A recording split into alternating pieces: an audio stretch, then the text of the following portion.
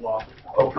What did he sign? The National popular vote. Okay, so they're deciding. I didn't realize states could change our federal election. It's not clear that they can. The supporters of this say they can.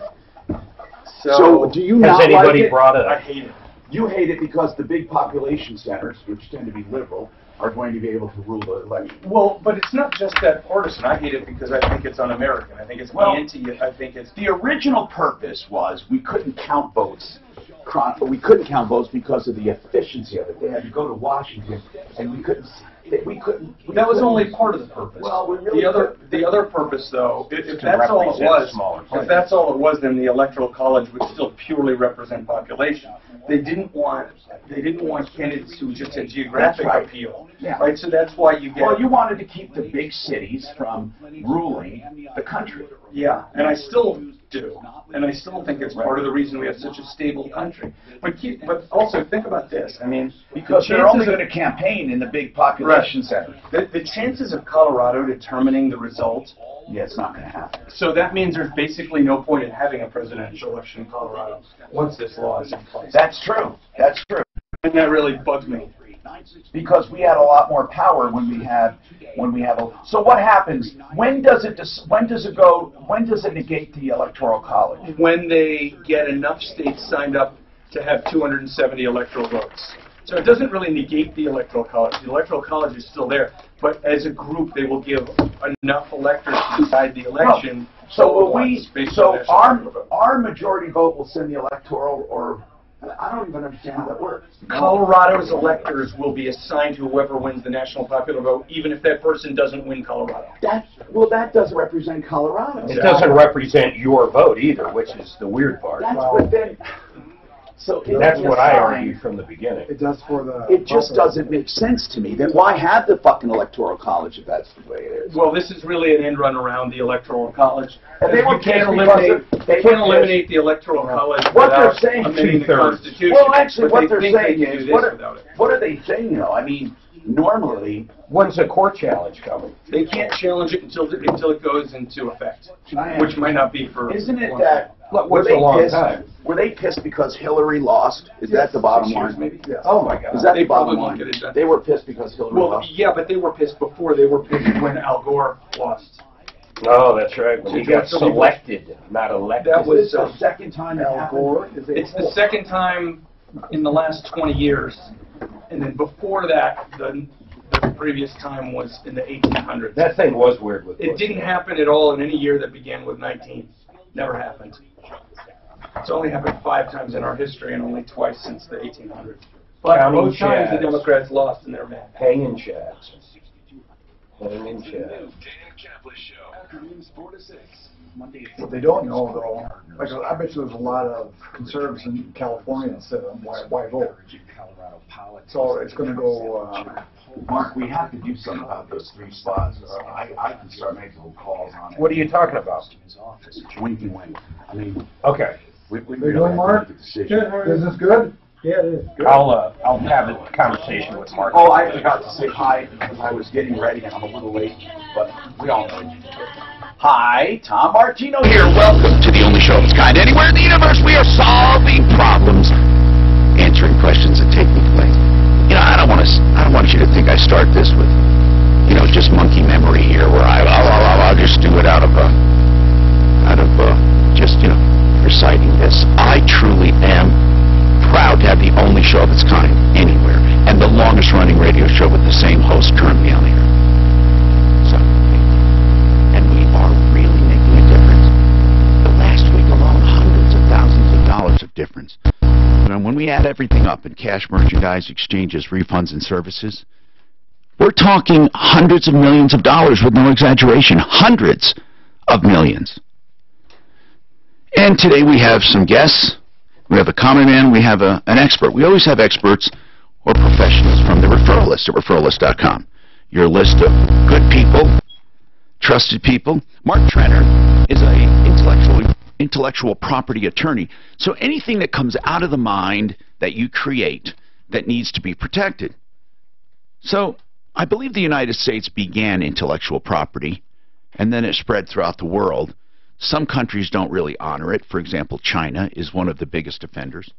Intellectual property is a trademark, something that identifies your business. One that would be, you know, a lot of people use it as example is the Nike check mark there, or whatever you call that. It looks like a boomerang or something. They call it a swoosh, whatever the hell that means. That's made up. I mean, it's a check mark or anyway. Then there are trademarks that are sounds. There are also statements, which could be trademarks or they could be copyrighted. It gets very confusing. That's why you need an attorney. And you could have an invention, and why bother going forward if you do a search and find out somebody else did it before? So I love having Mark on because I always have questions for him, Mark Trenner. And then we have an inventor, and well, that's not all he does. Kevin's just a guy that wrote to me one time, said, I have an idea for something. It sounded pretty cool, so I said, hey, you ought to at least protect it. Because no matter what, without protection, you're screwed. So the provisional patent, I really want to mention this. This is very important. The provisional patent helps so many people. And I want to explain something. What a provisional patent is a place in line with that idea. So if somebody copies it and runs to the patent office, if you're in front of them, they can't steal your invention. Now, if someone got there before you, no matter when you thought of it, if someone got there before you, then they get it first. This is called a provisional line. So the provision is this. If there's no one else with the same idea and the same product, you get the patent. So it's a way of protecting yourself without the government committing themselves to you. Because if you get there and find out when it's your turn, oh, there was something already like it, no harm, no foul. How much do you lose, Mark, by standing in line with a provisional patent? By standing in line, you don't... Can you use their microphone there? Guys, can you help me out here?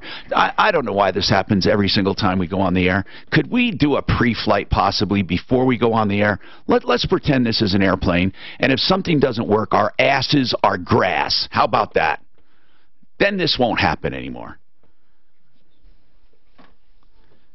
It's just a normal, everyday thing. Microphone on, microphone off. Let's see what happens. Is this one working? Well, just turn it up a little, I guess. All right. You got it? Okay. Is it working? Yeah, Do you hear me thank all you. right? I can. Okay.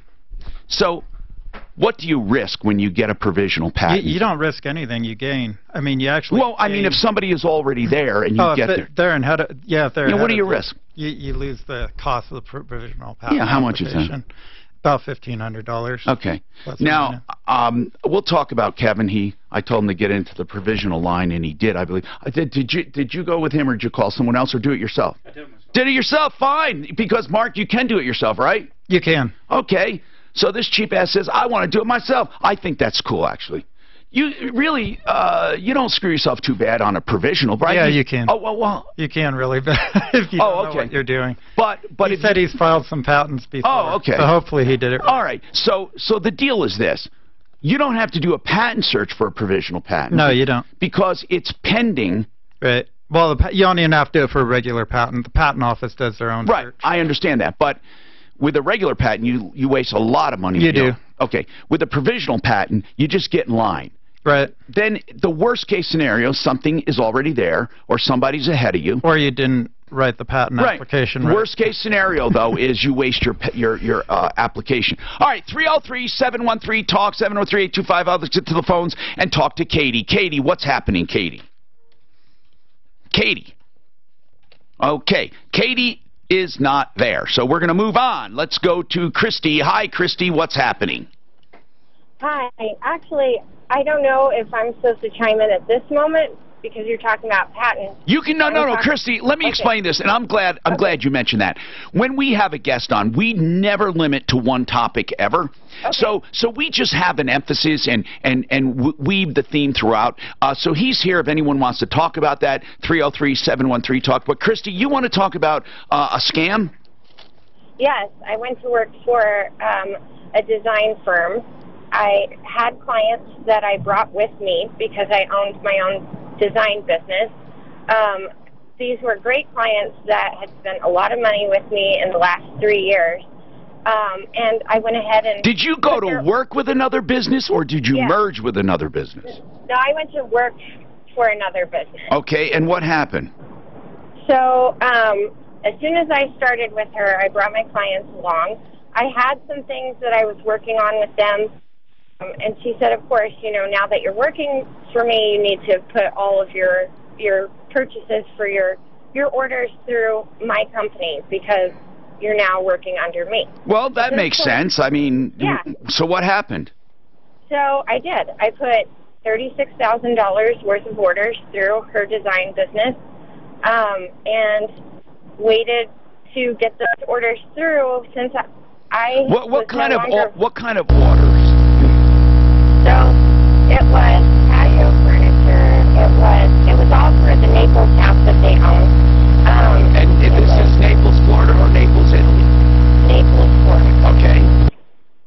And so I'd already worked with them on that house and the other house in Cherry Hills Village, and put through like $250,000 in orders prior to that. So at this point, I'm just putting through more orders through her company. So it's supposed to be custom patio furniture, various things like that for both. Okay, stores. so what went wrong? What went wrong?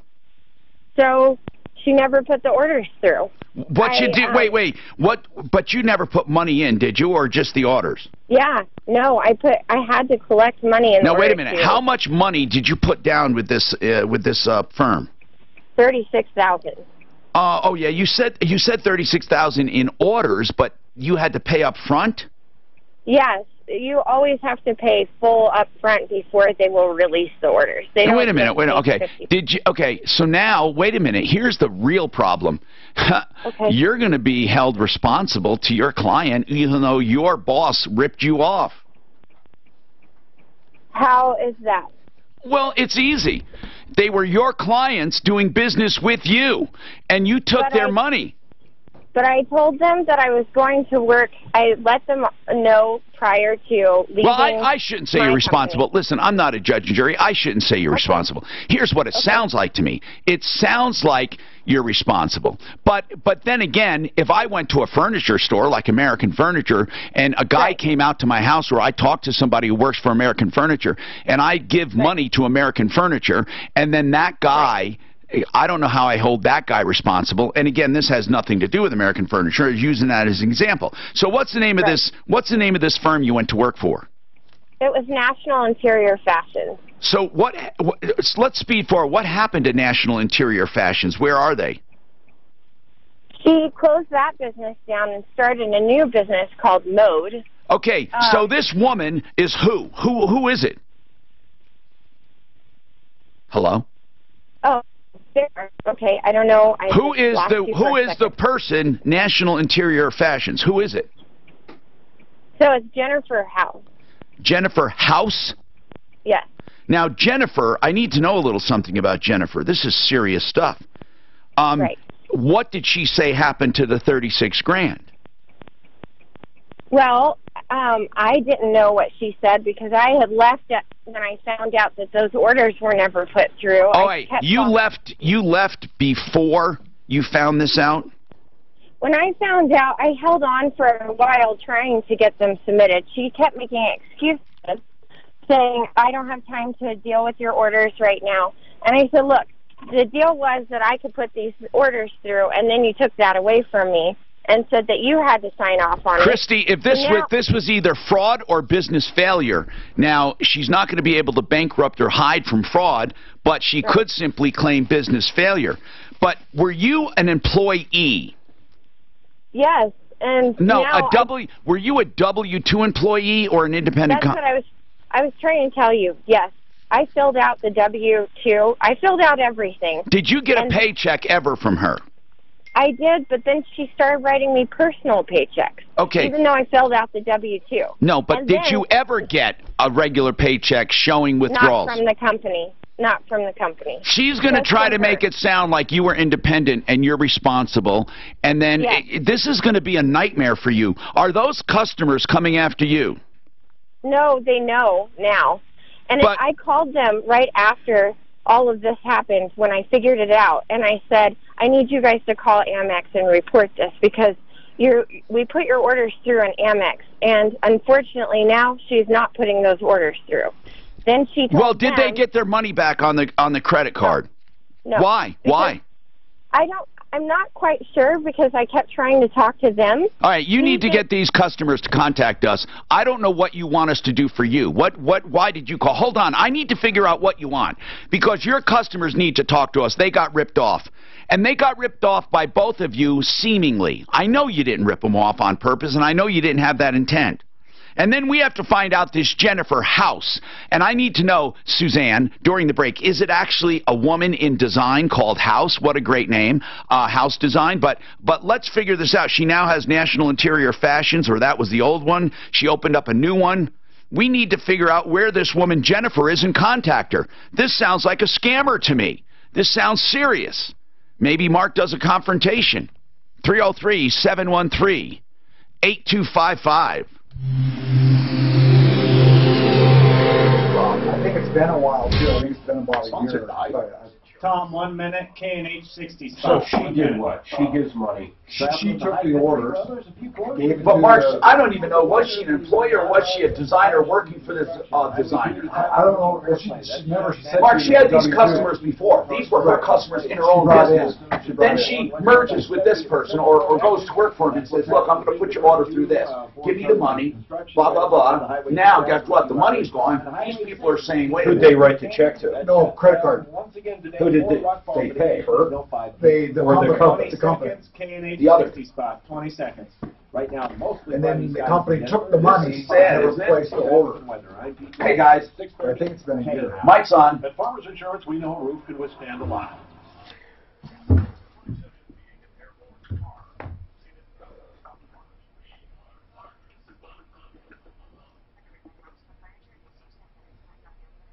You know, it may be hard to believe, but spring is almost here. Get your house beautified. K&H Home Solutions. 303-421-7100. Of course, they do roofs and gutters and all of that insurance stuff, but they can do your windows, your siding. They can do all of the beautiful doors you need. And their windows are durable, energy efficient, beautiful, custom fit, made to their specs. And right now, you get a free upgrade to triple pane glass. Their glass panels are so energy efficient anyway, and now for no extra cost, you get triple pane. That's a lot of pain in the glass. And you can also get Everlast siding, which is a lifetime of durability. We love Everlast. The color is impregnated through completely, a wide palette of colors, and this stuff lasts you a lifetime. Give them a call, 303-421-7100, or make your own appointment at khwindows.com, khwindows.com. Pros know getting the next job means doing this one right. Lowe's is here to help with brands you need to power through any job, like Hitachi Power Tools. Well, anyway, guys, HPT. That started out with a bang. We got a major rip-off for this Stop in before. today. Save up to 25% off select Hitachi Power Tools. 10-inch compound miter saw for just $99. Save time by ordering ahead at Lowe'sForPros.com and pick up your order in store. Do it right for less. Start with Lowe's. Offer valid through 3/24. See store for details. U.S. only. I'm Tom Martino for ID. Let's see here. He's in program, control room. Yes. Okay. 3867. Let's just talk. Check out their pre-approval. It's Oh, like a not cash this one. offer. I got the lady's name and phone number. Is that all you needed? All you need. Yeah, I is need the the appraisal. I just didn't hear the call. I want to see how long ago it was. Can you hear me? You can? Okay. NMLS 136756. For terms I wonder what the screener one does. 45 ideal. Can you hear this? And rates are still in the So she pays, this woman has Oh, I bet that goes in my ears. and she's an interior designer. okay. Moving in. And the orders are for furniture, whatever, knickknacks, whatever. So she gets the money, but Mark, they I like what actually, you're doing with your hair. they actually pay that company directly. Through credit card. Yeah, but the company, and then she never gets the money. She never gets the order. They never get the product. Yeah, and this woman, she says, Jennifer. I wonder why they didn't contest her credit card if I it's think think the really rich people. Well, that doesn't matter. I don't understand. Rich people aren't allowed to contest. No. That's the way Christie made it sound like she didn't really care. Your locally owned It's and not. trusted Did I say that? Did I say it in stuff? 2001, where we It sounded like Christie, when I talked to her, like they didn't really care. 895-0500. That's 720-895-0500. By the way, we're not going to say that on the air because we're not giving life to it. That's really right. So we decided not to mention. You know, so I'm not going to joke. Mention what? And stuff. Oh, yeah. No, really. When there's somebody hateful, I don't give life to them. I don't think they're hateful, are they? He thought he was. Oh, it was his you know what? judgment. But actually, he's maybe he used to be a lot worse here. Maybe he toned down some because he slapped him up a little bit. For me, he didn't need it. I thought it was kind of funny. What he, That one was funny. Yeah. I found out who it was. right. No, I remember you said he was very, but maybe he learned it. I don't know. And he was drunk. He was Hey, definitely drunk. we're on audio, right? Yeah. So when I talk like this, can they hear me? Yes. Yes. It's good. It's that microphone. Yeah. It's hard sometimes if you have the speaker up too high. What's that? Yeah. They love hearing between the breaks. They get very upset. Anything new? Anything new on the radar? Any cool products, man? Come on. Anything we should invest in? I like this guy. You know, hundreds of people write me about stuff, and I really, Where does Corey I don't understand. I'm not into. I've had a lot of things in terms of I want to know where of to go. encouraging Colorado politics and contrast that with your bring example fullness of product. political cowardice in bring a toy gun. national power and a real active that can cost him his office. I don't know if we can. I don't know how. You're not supposed to have them in the building. Damn it. Okay, but I want to show it anyway. Okay. Hi, Tom Martino here. Welcome to the show. We got our intellectual property expert, Mark Trenner, Trenner Law, with us from the referral list. He does inventions and trademarks. If you have any questions, give us a call. And then Kevin's an inventor. And what do you do at your day job there, Kevin? Just that mic, you should be able to turn it on and talk, God willing. Well, Tom, I design a lot of products for a lot of different people. Oh, so that's your job, you cheater. I thought you were just some genius that thought of something. So you are a product design guy? I mean, is that your real job? Right now, I've been designing cellular power poles. So wait, if people, do you have a company? I have my own individual company. And you've been making a living doing this, right? I've been doing my own individual company on the side. And what do you do for full time? I don't need to know where, but what do you do? Design cell towers that look Okay, like, so you design cell towers for a living? Yeah. For a company that does cell towers? Yes. Okay, that's a big business, by the way. People don't understand what a big business that is. And then on the side, you do other stuff. Yeah, I've always done stuff on the side just to supplement my Okay, computer budget. what kind of design have you done that you can talk about that's protected for a company that's already out there? I did the original CAD work for a small company up in Fort Collins called OtterBox. Are you kidding me? Nope. OtterBox? Yep. Wow, that's called work for hire, so you don't get the benefit, right, they say we want to do this and you help them, but Mark, the trademark is held by the guy that hires them, right? Yeah, well, the trademark... Or not the trademark, the patent, I'm sorry. Patent, it depends. If he was an employee, it would automatically flow to it. If he is an independent contractor, he probably had an agreement requiring that he sign it over. So because you are a genius then for other people, you can do stuff for yourself. And is this the first one you did for yourself? Yes. Okay. Wow, okay. Now, we're going to talk about what it is. It's an accessory for a gun. And, you know, regardless of your feelings about guns, this is a product, and I think it's a cool idea.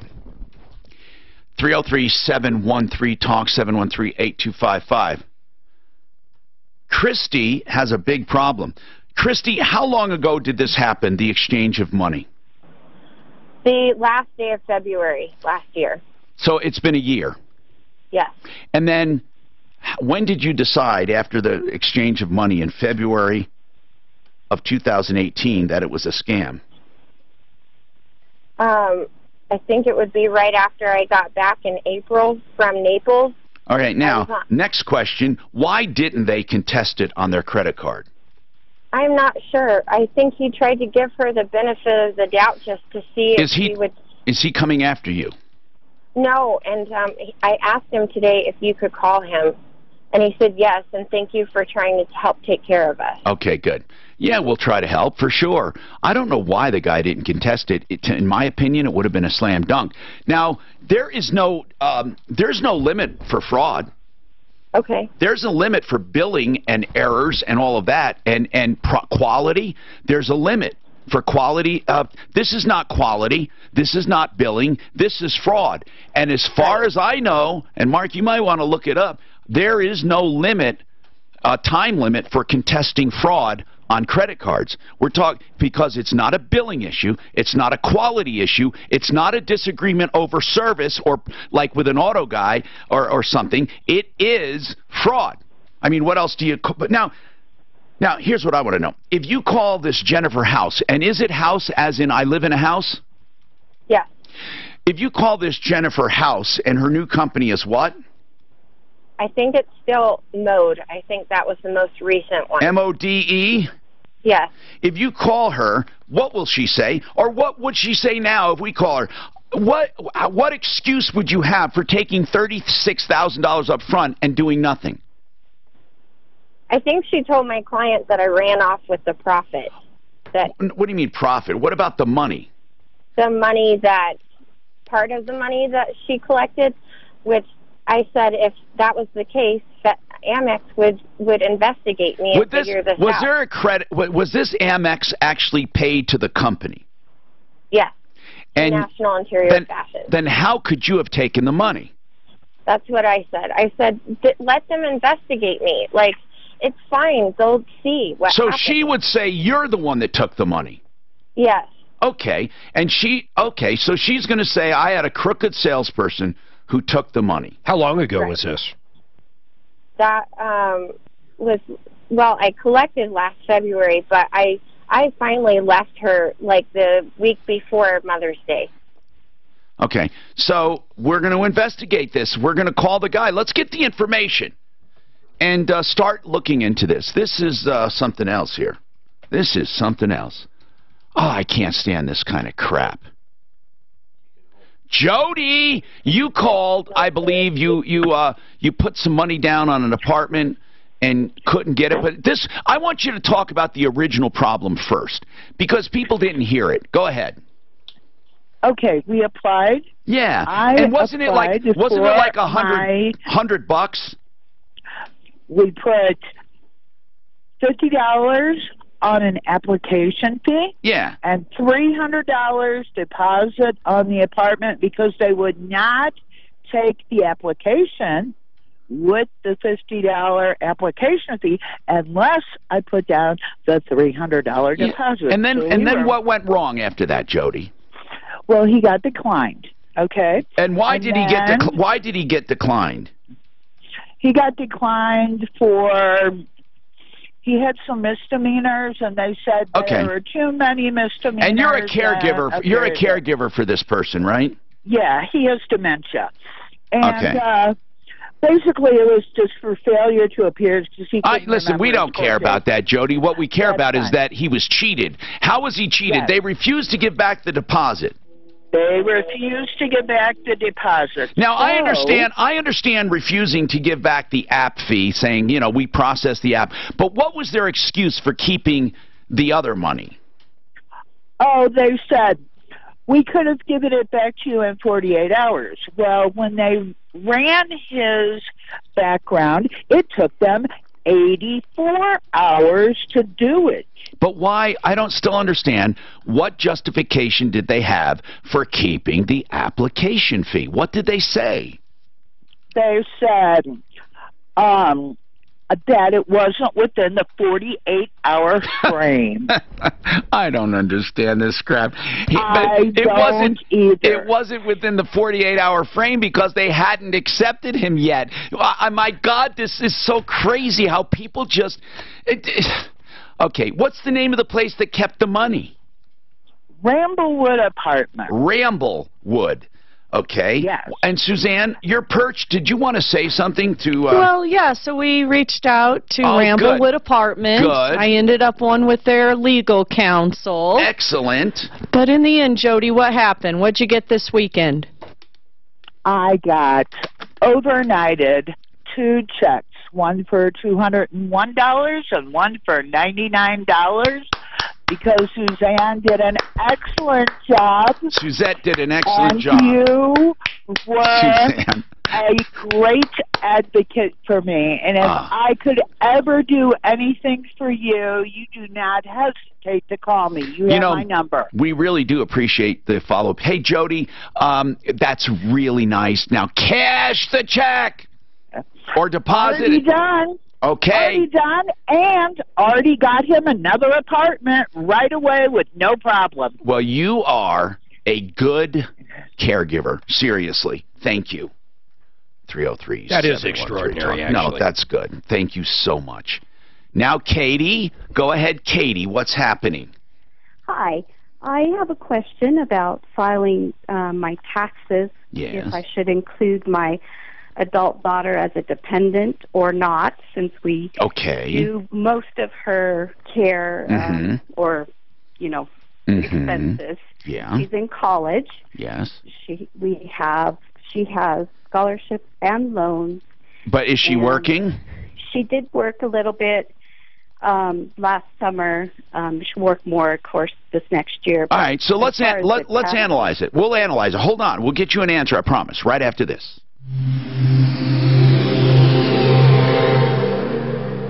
This is Denver's. Tom, 1 minute, ideal 60 spot. 1 minute. Good morning. Today in Capitalist Afternoons at 4, KHOW, Denver. Sponsored by Farmers Insurance. We are Farmers.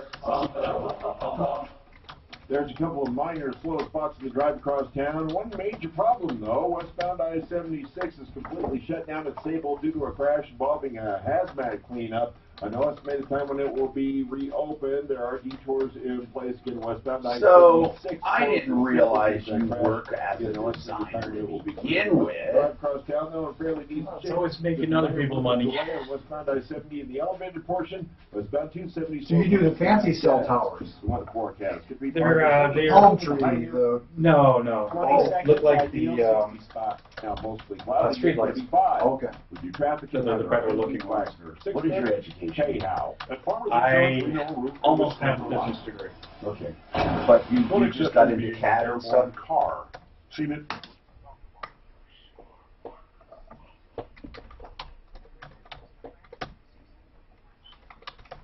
Hey, what if you want the lower rate, but you don't want to go back to 30 years because you have 7 years paid down, or 8 years, or 10, or 12, or 14? You can get a custom term loan at Ideal Home Loans. What if you want to go out shopping, but you're not sure what kind of a house to buy, and you really want to be positive so when you make an offer, you know you can close?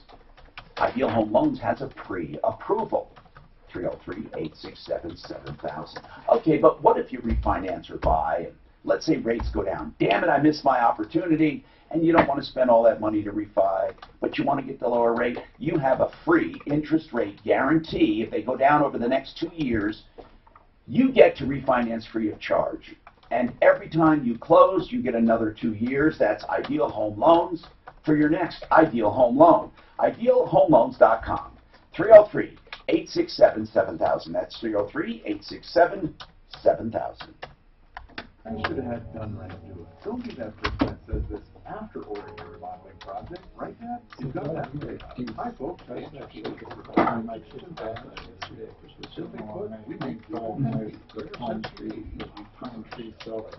Well, palm tree cell tower here is stupid. I mean, here, you sure it wasn't a fir tree? Well, yeah, it was, but it was on I-25 in the middle of nowhere. I mean, it's not like there were other pine trees. The ones I see that look like clock towers, they don't look so bad. Mark's got a good one at his place with a silo. He didn't even know it was a I had no idea it was a free cell tower. No idea. That's right. Good point. Now, once I know, it's obvious, but I drove by it for 2 years. Oh, no. No, it's not in our neighborhood. Red silo. It's in between that road, Castle, what is that, 83? In between Castle Rock and Franktown. There's a church right there on the left, and it's right behind the church. You know the one thing I screwed up years ago? I had that commercial property in Denver, and I had CBS come to me, and they wanted to put a billboard up. Would have paid $3,000 a month. I tried to negotiate it higher, and they ended up moving it. So I lost out on it. It wouldn't have mattered now because we sold it. Right, but that would have been up your sales price, though. Yeah, 36. It basically would have paid. It would have paid a nice chunk of the taxes. Leased. Sometimes the city But that made me think those cell phone companies pay a lot. They can stop developers and collection calls, and they'll get you the best possible resolution while treating you with compassion and respect. 844 Larson Tax. Back taxes, failure to file, even audits. It's never too late. But the sooner you call, the better. 844-LARS. I'll have to figure it out. LarsonTaxRelief.com. They almost always settle. I mean, I bet it settles before that, so I'll just play it by ear. Absolutely not. It has been sound. I have court that morning on the 30th, but I think that'll settle. Tonight, What morning for what, Mark? April 30th. You're out of town. It's no big deal. I'll either move it, but I'm guessing it'll settle. I don't want to talk on air who I'm suing, but they don't know yet. Is it client or business? I mean, yeah. Is it? Yeah, you know who it is. But a handful of politicians didn't like that result and think they know better. So now they're trying to ignore our votes, our communities, and our voice. Mark, I haven't lost The one law yet. in the middle of the night to shut Any down lawsuit? energy production across Colorado. Neither of But them. we won't be fooled. Call your legislator and tell them to stop SB 181. That's one too. I forgot about that. 62904. Stop SB 181. My sweetest one. They pay us. My sweetest one was when I begged this woman to stop. That was the attorney. I begged her to stop. My life was so complicated. That was Lori, right? And she wouldn't stop. No. Donna. God, I don't even remember what she looked like. I won. Took her down. Literally paid off. Took it. Hi, Tom Martino, your troubleshooter. 303-713-TALK. 713-8255. Welcome. Let's talk. This hour brought to you, by the way, by Frank Duran, therealestateman.com. There is simply no one better than Frank Duran. He does this proactive marketing, and he targets certain segments of the audience at certain weekends, and he does this systematically. I've never, ever had service in any business that equals what he does in real estate, whether you're buying or selling. 303-920-1622. List it with him. And if I'm not telling you 1,000% truth, you know what happens? He'll let you out of the contract. Hasn't happened yet. 303-920-1622, Frank Duran, therealestateman.com. Kenya, this is interesting. You say, and I haven't forgotten about the taxes, Katie. Kenya, you said you worked for Jennifer House? I did. This is someone who called in. Someone who called in said she had National Interior Fashions. Now she has a company called Mode. She took $36,000 and did not put in an order. Of course, we haven't heard from her yet. We're trying to get a hold of her to get her side. And the person who called said she'd probably accuse the other person of stealing, which is not the case because the money can be traced from American Express to Jennifer House. And I think people should be aware of this. So when you worked with her, was she above board? Great? So I started working for her last year in February, the end of February, and I left in early June. She owes me money from the last week that I worked there, and I actually have a claim against her through the state. And she's just not a good person. Wow. She's a fraud and a fake. You think she's a fake in what other ways? I was there while Christy was going through her ordeal. And she had those clients come in, pay money. She told her, in order for you to show good faith, you need to bring your clients in, took the money and never placed the orders, but then turned it around and blamed her. She said, well, she took all the money and ran away. I said, really? Isn't that called payment? You paid her as an employee. She wasn't working here for free. Oh, you mean her share? Correct. How much of that $36,000 do you think she got? Well, Jennifer took all of it. I'm not sure what exactly she paid Christy as an employee, but was she upset that she was upset that Christy left? Christy stayed for a little while, and she was upset when she left. But I watched her bring in money. She was buying cars. She was purchasing things. She just wasn't paying people. She not only wasn't paying me, but she wasn't paying her other employees either. Okay, we need your information so we can help out all of you, and especially you know, Christy, who called. Suzanne, let's get a callback number for Kenya. Obviously, Kenya, we won't involve you in anything you don't want to be involved in, but we'll keep in touch with you. What were you going to say, Mark? I'm just going to have Suzanne see if we can't just call this lady. Yeah, let's see if she's got a whole different side to it. Let's call Jennifer House Mode, or if anyone knows Jennifer House, she had National Interior Fashions, now Mode. Let's figure out what's going on with these people. 303-713-TALK, Katie now. Okay, so Katie, you have an adult daughter. How old is she? She's 18. She's 18, and she made some income. Okay, and now I'm going to tell you how this normally works. And would you say you paid more than 50% of her life? Yes. Okay. Now, you can claim her as a dependent. And when you claim her as a dependent, it doesn't matter how old she is. You can have a stepmom who's a dependent. Here's the other thing. However, if she makes over a certain amount, she has to file taxes. But when you file taxes, you don't have to claim yourself as a dependent. Okay. So, in other words, you can file taxes and have no dependents, and that would be her, and then you file taxes and claim her as a dependent. Gotcha. Great. Okay, so really, your help. and really, listen, you just have to show. Normally, that'll never happen where they ask. But we have had this question many times, and Atlas CPAs and financial advisors, they are our accountants. They answer it that way, that you can take dependents if they really are dependents. Ken, welcome to the show. What's going on, Ken? Hi. Yeah, Hi. I hired a contractor to install solar on my house. How'd you find the contractor? This man was a neighbor of mine for years, 25, 30 years. Wow. And he had done work on his own house and other houses in the neighborhood. What kind of a system was it? He just bought the parts and installed it, or did he represent a bigger company? He represents a company called Zero Energy LLC. And is that his company? That is his company. If you look at it, they claim to be experts in solar. And they're called Zero what? Zero Energy LLC. That's a dumb name, Zero Energy LLC. Okay. Trusted leaders in the solar industry, the future of renewable energy. Okay. And so you installed it. How much did you pay? Well, the original bill was $16,800. Now, was that after tax credits or before?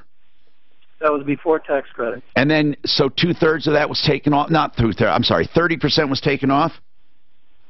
No, he never gave me any of the receipts for the tax credit. Well, you're the one that does the tax credit, not him. So yeah, I did the tax, but I need receipts for the city of Boulder. Has some tax credits on sales tax I pay. All right, so is the system working, by the way? The solar part is working, but $3,950 of that total cost was for a battery backup system. Yeah. I don't have the battery backup system. Yeah, that's really cheap. How many kilowatts is your system? I think it's 3.5. So it's a small system. It's a small system, yes. What were you trying to accomplish? I was trying to get it to power my house 100%, and that's what he promised. 3.5 to power your house completely? What size is your house? It's about 1,300 square foot. Oh, okay. So, but it's all electric. There's no gas. There's no gas heat. The heating and everything's electric. So. Whoa. So it wouldn't be very good during a zombie apocalypse. You would need this solar system for sure. Well, I discovered that later. He promised me this, but obviously... All right, so what does he say about the battery backup? Straight out, what does he say? No, you're not getting it, I'm cheating you? Or what? I mean, everyone has a response. What does he say? Well, the part of the story is he installed the batteries. This system took him 18 months to install. He installed the batteries? The whole system, but he installed the batteries. Went through several iterations. He installed the wrong batteries and poisoned my family with sulfur. But he finally installed batteries February about a year ago. The city came out to install them and said, you don't have a permit for batteries. So here's your money back. No. So he just, and a number of other things. He had to move all the solar equipment. Bottom line, if we called him, he's going to say what? Maybe this? Well, we couldn't get a permit for battery backup, but we did more than enough work that ate up that $39.50. Or will he say, no, we did not do his battery backup, and we get to keep the money just because? What will he say? I don't know. He hasn't spoken with me. I'll call him and see. He's never said anything to you about the $39.50. When he said you don't have a permit for battery backup, did you say, okay, then give me my money back? Well, I hadn't paid him the full amount. How much have you paid him total? I have paid him total now, I think $11,200. All right, so then you're almost even, right? What is? I have to figure out what the issue is, since it seems to me that you paid him about $11 grand on a $17,000 system and did not get $4,000 worth of stuff. If we actually do the math, it seems to me you might owe him a little money, but I'm not sure what's going on. But we'll come back and let you tell us what is going on.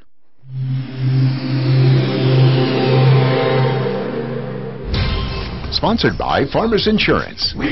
Tom, 1 minute, fix it 24/7, 30 spot. Some closures to talk about. Up on High Country Drive, westbound I-70 is closed. Traffic is being taken off at Loveland Pass due to construction over the next several hours, so just be aware of that. Also, watch out for the closure of Highway 6 and Clear Creek Canyon, close to Jeez, they're 1 star. Oh, they only got one. It's probably this guy. I saw that too. What's that? I thought that same thing until I saw the one. You want the number for that? I got the number here. Well, I want the guy's name. See, I think Tom just did something pretty good. He might owe this guy money. I mean, his story is horrible so far. The battery backup. Thank you, dear. That's going to go through Excel. Because it feeds into their house. Right.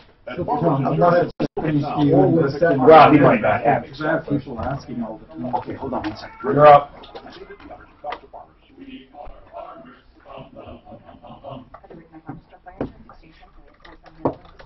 Okay, fix it 24/7. The $39 people, here is what's going on with that.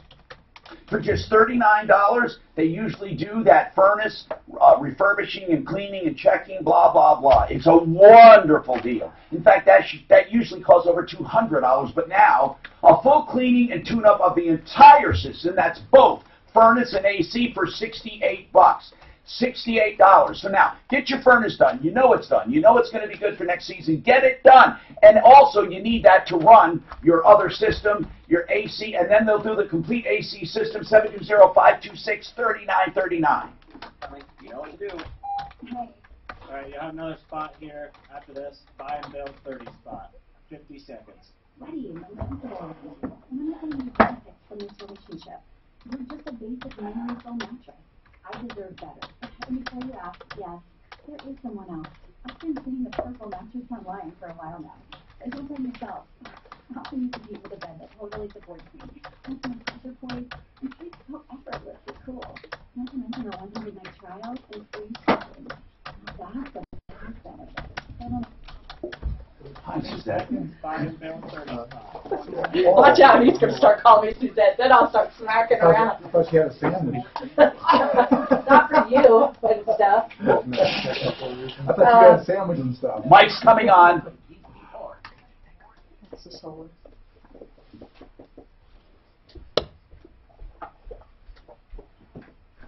Are you a do-it-yourselfer and you look for materials, you want to get them cheap, below wholesale? Buy and build. Hey, you might be a contractor and thinking, I'm tired of the big boxes or these other places. Go to Buy and Build. No, I'm serious. Buy and Build has below wholesale prices on all the kind of stuff you need. Like they have slabs, they have cabinets that are really cheap. They have all kinds of building supplies. 4800 Washington Street, buyandbuild.net. Cutting back doesn't always mean you should give up on making healthy choices. When buying chicken from Redbird Farms, you're making a healthy choice. You were saying, am I serious? Yes, we are. If I find someone with a great idea, I'm willing to invest. Unless they're idiots. I mean, I file all the time. Okay, then I want to talk about it. I will help nurture a business. I'll do it for, sometimes I'll do it just because I think there's promise and we can talk about how I'm rewarded, or maybe they just need seed money to get started. I mean, obviously, in the beginning, I'll talk to them and help them any way I can without money. But Organization. People that'll just come up with an idea like he did that says, I've got this idea now on the work. What's Ken's last Well, I name? can help them free. I mean, you know, that stuff we just help free. But now, if they want to start marketing and doing stuff, I can also do it on, if I don't do anything, I don't get anything.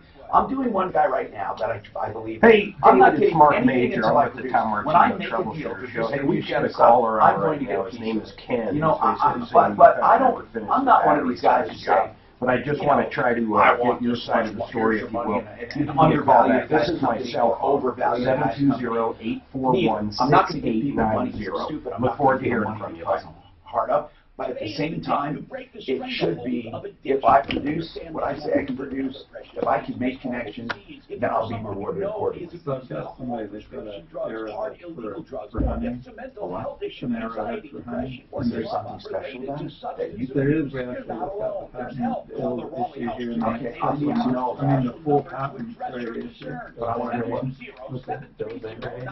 No.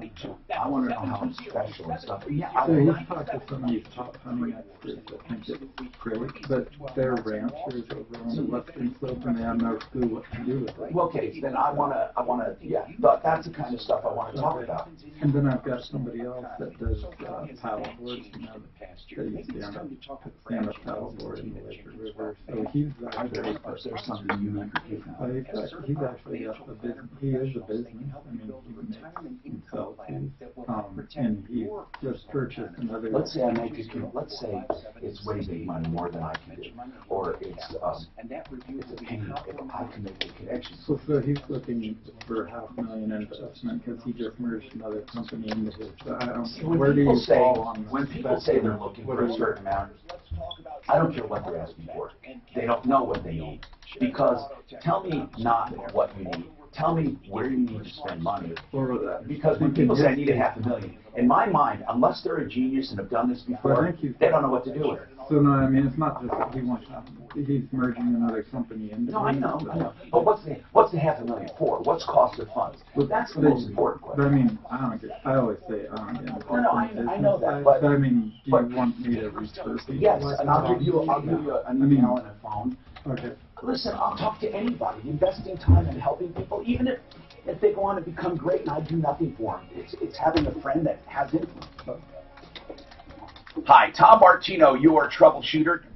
Well, we got a solar job that's bad. Okay, let's get right to it, Ken. If you do the math, how much balance is left? And I'm not asking you if you agree at this point. We'll let you talk, but how much is left on the 16.8? You paid 11 something. Just do the math. How much balance is left if he had done the complete battery backup? What would the balance be? The balance would have been, well, if I do the math without the batteries, it becomes $200. Okay, so you owe him. In other words, what you're saying is, without the battery backup, you owe him $200 and you're done. Yep. Okay. I trust you did the math. I mean, math is math. Okay, so did you pay him the $200 and say get lost? No, I told him I want the receipts before I pay him the $200. What do you mean, the receipts for what? So that I can claim my tax credit with the city. Oh, okay. But let me explain something to you, all right? The cold, hard facts. If he did the work per contract, and the contract does not say that he has to give you receipts, then if you don't pay him the $200, you're going to get a lien on your house. I just want you to know that. I mean, I know that it would be nice if he cooperated for you to get the tax credit, but it better be spelled out in your contract.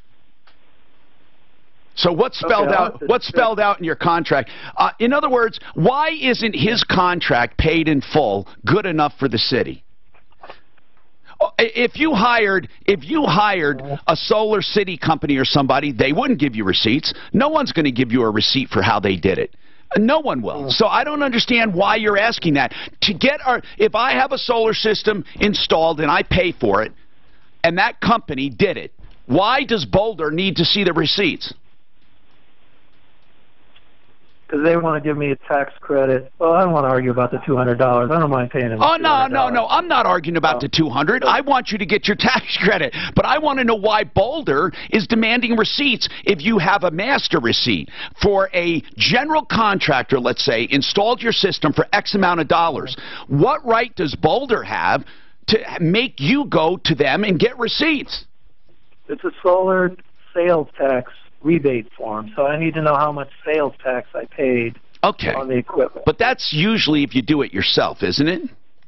But I don't know. Well, no, it's for anyone. Okay, so the sales taxes should be noted on the receipt. He should break out sales tax. He probably didn't pay sales tax. I haven't seen anything. Okay. How much sales tax? Okay, I see what you're saying.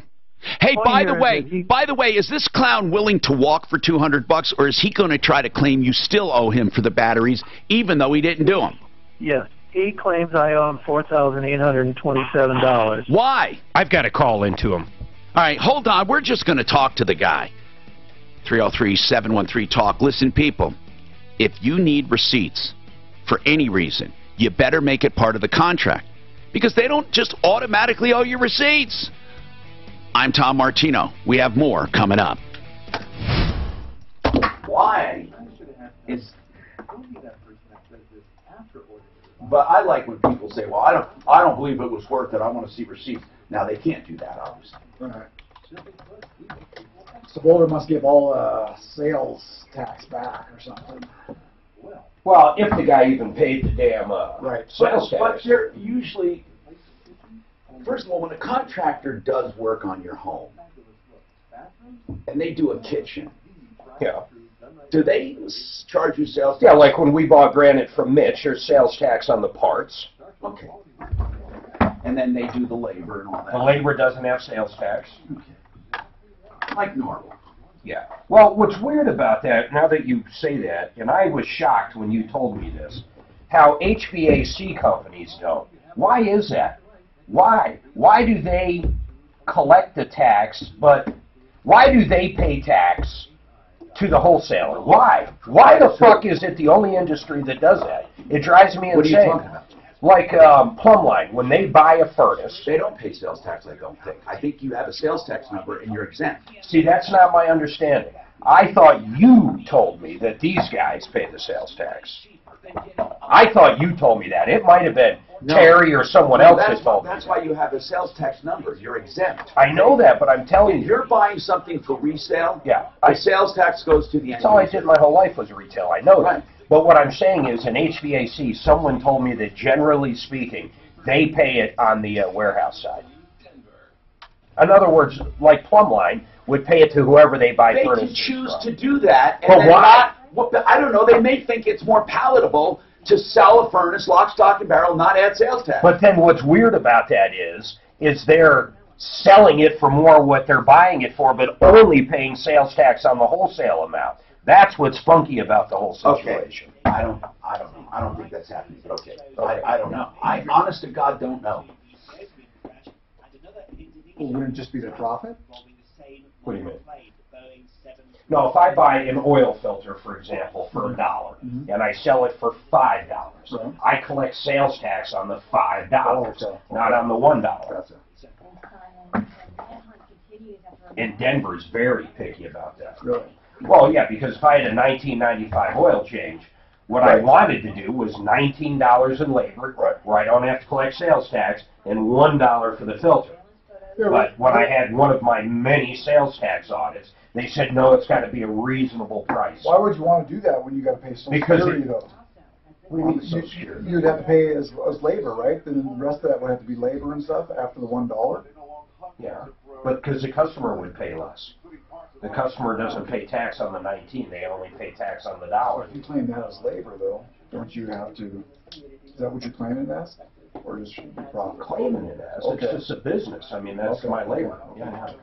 Has nothing to do with Social Security. You're thinking of my own income.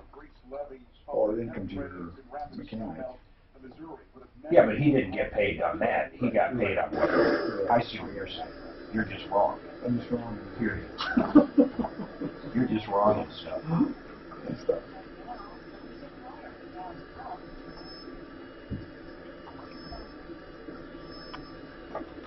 What are you looking at? Oh, just. Oh, so did you hear what Just the other day. what they think's going on with these aircraft? These Max?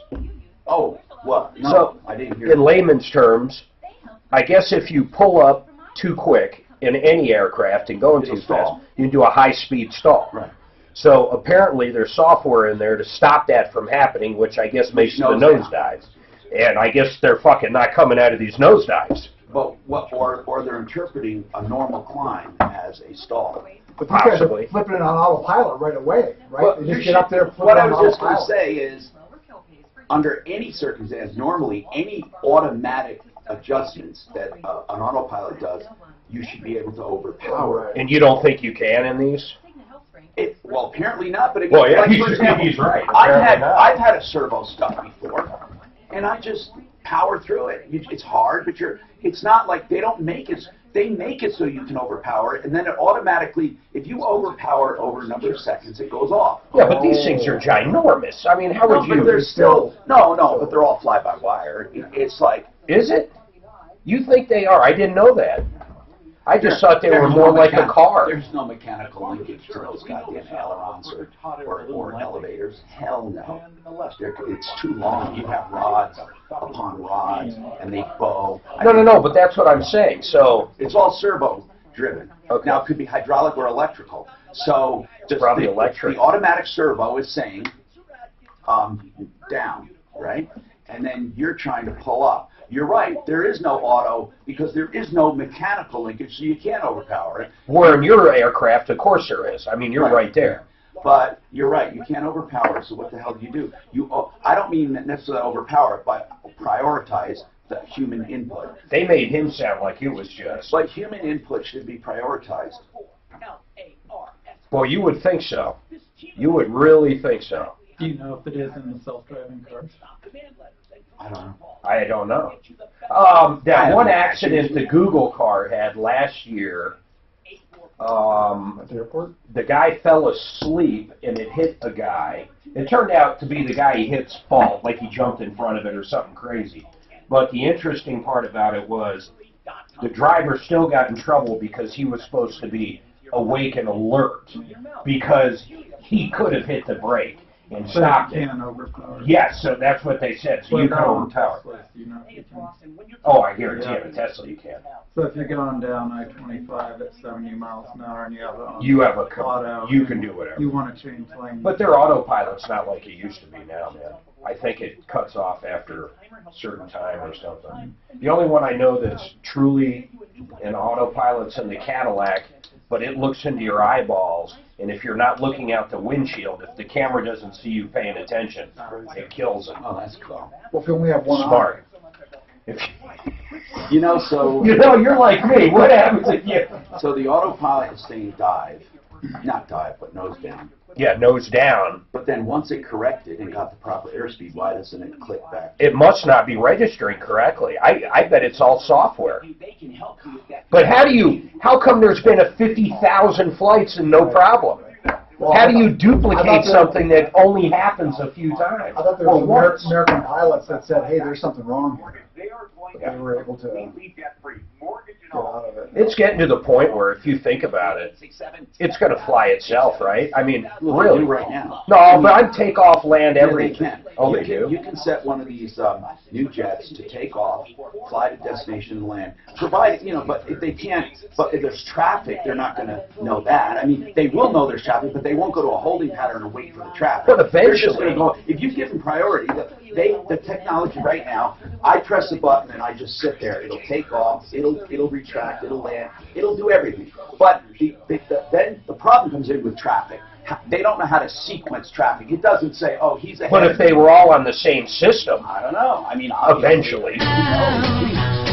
Hi, Tom Martino, your troubleshooter. I'm a consumer advocate. What does that mean, really? I mean, think about it, all right? There's no license. There's no graduate program that says, okay, now, Mr. Martino, you are a consumer advocate. That's why when the media refers to me, they always say self-styled. Oh, I love that. Self-styled. What the hell does that mean? Everybody's self-styled, you moron. Anyway, I'm self-styled. In fact, it gets to a point now where there's nothing that you don't self-style.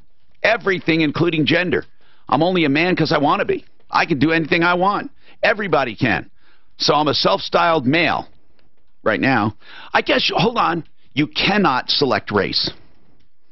What do you mean? You can't. What do you mean? You can select gender, but you can change your gender. You can't change your race. How do you change your race, Mark?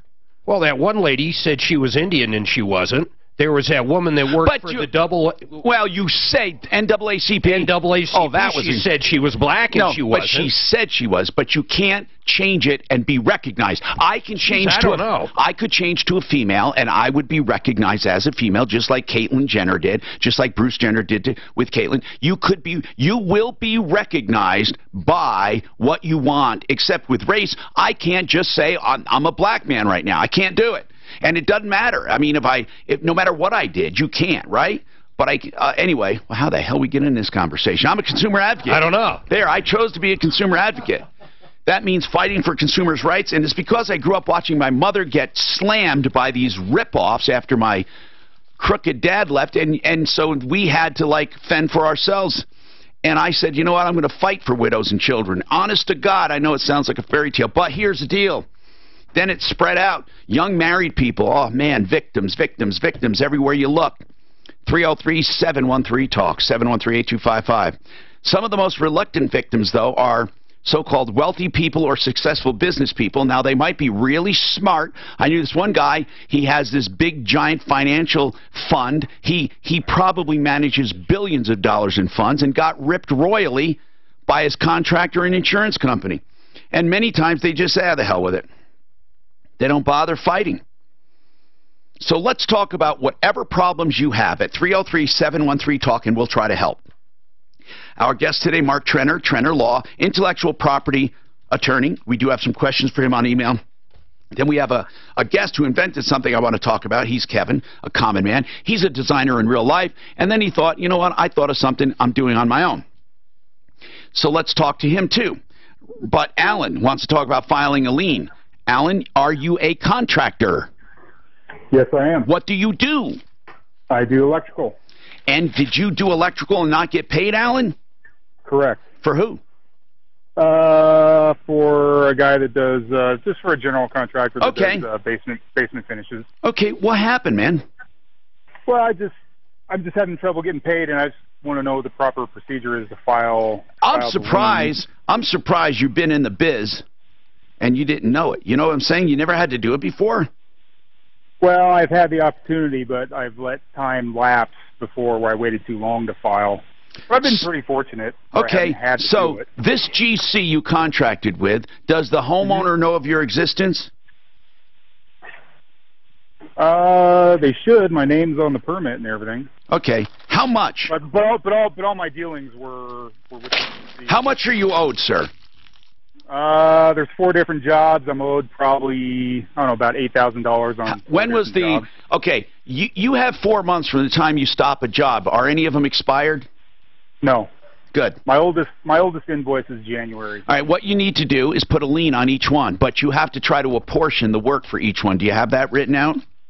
Yeah. Okay. So you need to know how to do it. Well, just do I go to county clerk? Do I go to the county court? Here's why I suggest what you do, because now we're bordering on legal advice. We can give all the legal information we want and experiential. I can relay experiences to you. I can relate anything you want. But in order to do it for you, I always suggest that a contractor uses an attorney, and there's a simple reason. You're allowed to add those attorney's fees to the process. So why bother, banging your head up against the wall trying to figure it out? Then you'll know it'll be done correctly, and then it'll be collected, and then you can pursue collection after that. That's the way I would do it. But if you're asking how I would do it, you file a lien on the property wherever the property is recorded. You have to give a warning first, get the form, do it right, and then you have to file it with the county or wherever it is recorded. Right. So you go to the county clerk, you go to county court. It's wherever it's recorded. See, Alan, I'm doing this for a reason. I don't want to give you wrong information, and I don't want to give you legal advice. Even if an attorney is sitting in here, we got an attorney, Mark Trenner. Mark, You're an attorney, but even when somebody calls in, right now, you don't want to give legal advice because you can't properly represent them on the phone, right? That's right. Right. So I'm not trying to play tricks with you, Alan. It's really easy. So if the county if the deed is recorded in that county, then you have, in order to record against that, you have to go there. Okay? That's what I'm saying. You have to go where it's recorded. So where is this place? Where is it? One's in Jefferson County. If I had a home, if I was going to put a lien on a home in Jefferson County, I would go to Jefferson County Clerk of the Courts, or county clerk. I would go to the county clerk. Well, the first thing I'd do if it was me is I'd send out a 10-day notice, though. A lot of times when the homeowner gets that 10-day notice, or the owner of the place. Yeah. They start really getting pissed off and talk to the contractor. If this contractor did this on 3 homes, is he not paying others? Yeah, he's not paying others as well. Okay, I think we ought to warn the homeowners. That's what I do. Right. So, what's the name of the general contractor? The business name or his personal name? First, both. Business name. Jason Couch with All About Basements. Jason Couch. And what is his excuse for not paying? He won't return my calls. So, you know, there could be a rub in this too, because if those are the primary residences, my understanding is the homeowners could have a defense if they actually paid in full to this contractor. If they have it written down, the primary residence, written contract, and paid in full with proof, you are going to have a massive problem collecting from them. But a lien still helps, and I'll tell you why. A lot of homeowners don't know it, and they raise hell with the contractor, then the contractor pays. I think we need to call Jason Couch All About Basements right now. Let's do it. Let's call Suzanne. Get the information. We'll have Mark call All About Basements for this guy. Let's do it. 303. And Alan, yes, I want you to file a lien, but we're really calling because you just told us there are a lot of people not being paid. And that's sad because we want to help. We want to help. Shawnee, what's going on? Tom. Hey, what's going on, Shawnee? Well, I had a dog attack. I rescued a dog from a dog rescue back in June, and what did you rescue? She's called a plot hound. I sent pictures of her to you guys. Did you say a flat hound, as in flat? No, like plot, Plott. Oh, plot. A plot. What does that name come from? You know, I don't know. Okay. Evidently, they're raised to hunt bears in North Carolina. A plot hound. Okay. Yeah. And so I rescued the dog, adopted the dog back in June, and about 2 weeks ago, my daughter brought over her 2-year-old lab, Scarlet, and she's been at my house before. I've babysat her before, and so I let them out in the backyard. Now, I also have another dog, a boxer, that they all get along really well, and they play together.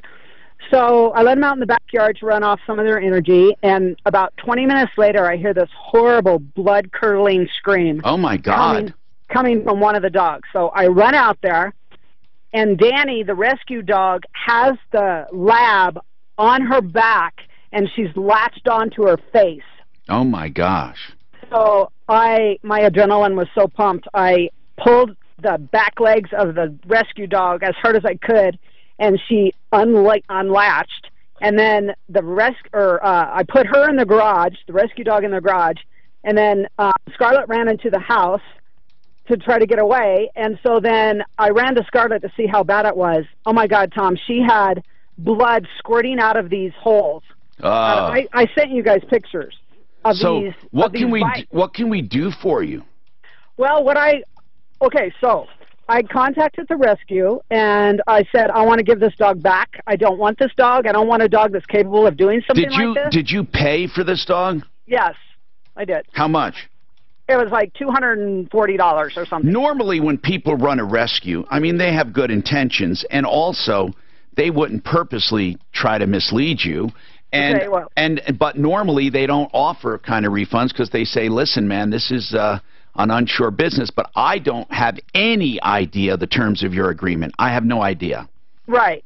Well, it gets better. The story gets better. And let's put it this way. If they really care about the dog, they would probably take it back and then put it down if it's vicious. Let's see where this is going right after this.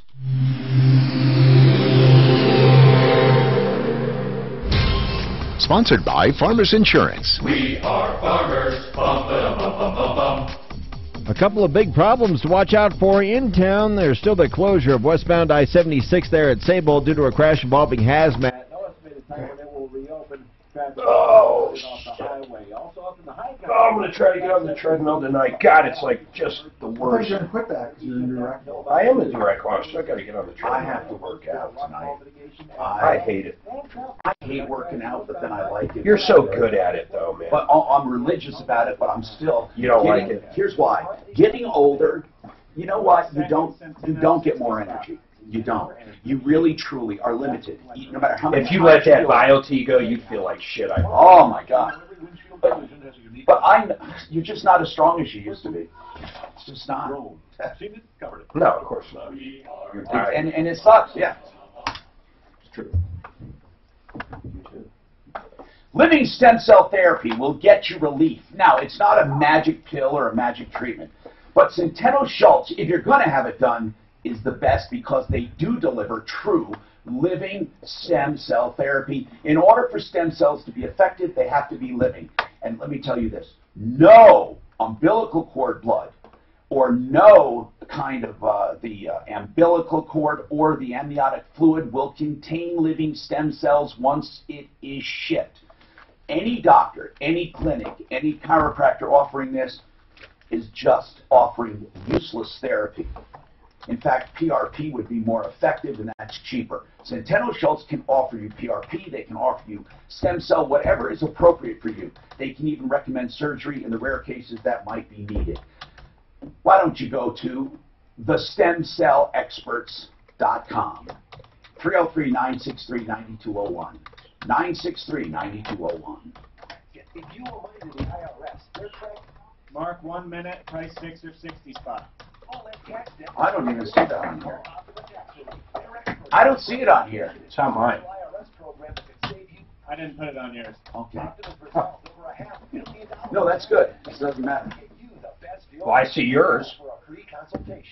It was shared with you, right? You can look at that, right? He just prints it. I don't know what you're referring to. Well, the one that, it doesn't matter. If you get it, it's printed, it's fine. The real estate man. Whether buying or selling, you can't do better. We literally work to 20 seconds, price fixer, 60 spot. You won't believe the level of service when you list your home. We send man. Commercial proof right off the top. He has stats to prove. We have a camera that'll show you your thing. It's protected. We not only sell your home faster and for more money. Frank Duran, the real estate man, with Remax Alliance. 303-920-1622. Oh my God.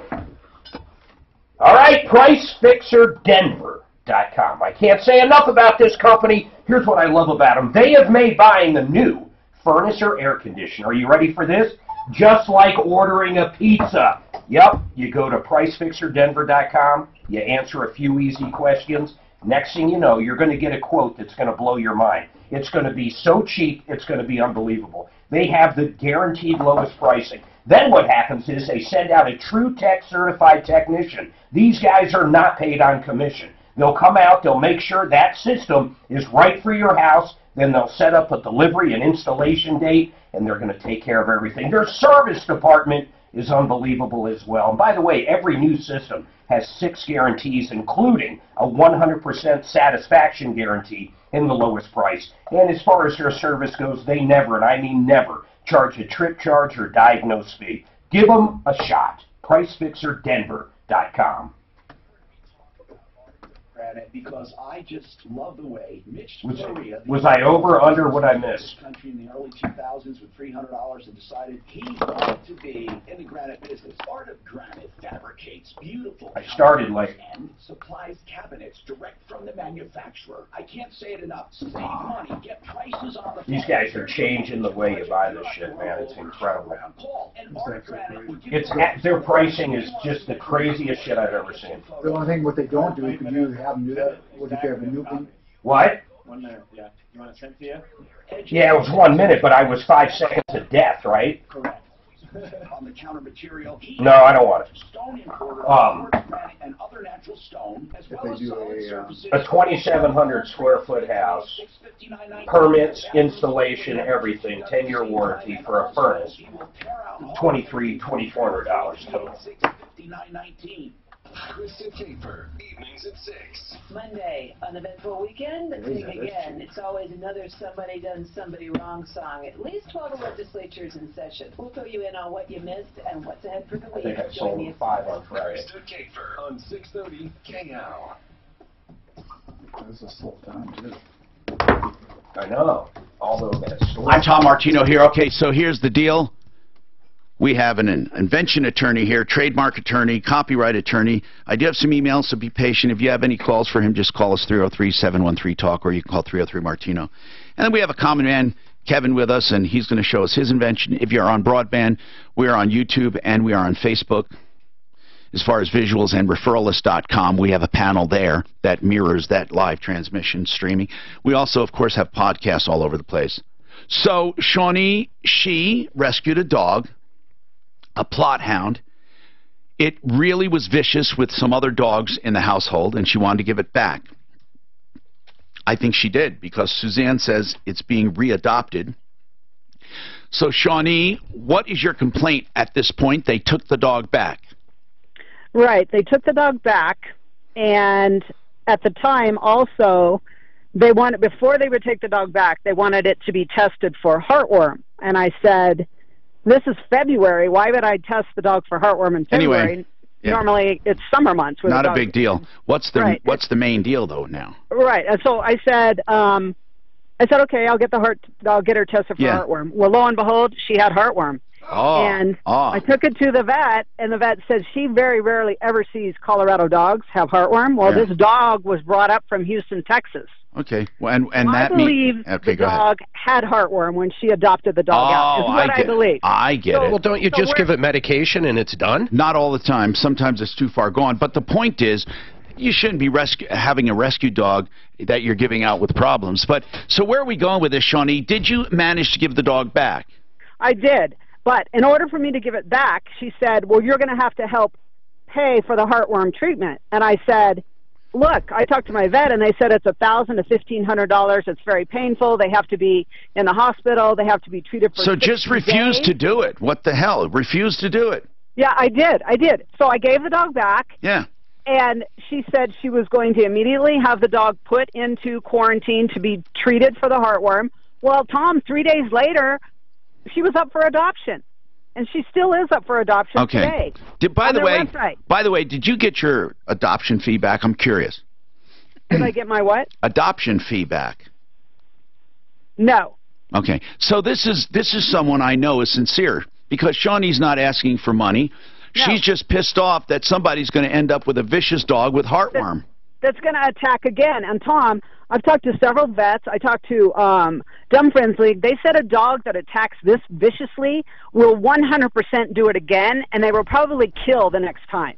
And not only a dog, but could do it to a person. Yes. So we need to call Two Blondes Rescue. That's the name of it? Yes, that's the name of it. I mean, this is serious. I'm looking at the link right now. They have this dog up for adoption. Yeah, and read underneath what it says. Sweet, adorable, gets along with other animals. That could be generic, but yeah, she's right. It's pretty incredible. And it says all the adoption fees include the following: deworming. Are they all breed? Yes. Two Blondes Rescue. Where are they out of? Here in Colorado? Pardon me, Tom. Two Blondes All Breed Rescue is their exact name. Why is there? Okay. All right. Yes. And the address that I have for them is Littleton. This is pretty damn There serious. doesn't look like there's any phone number for them. Is that correct? I do have a phone number for They Kelly look like Lombardo. they're in Laveers, not Littleton. Highlands Ranch, maybe? No, Laveers. Where's that? It's off Santa Fe. Well, Okay. Okay.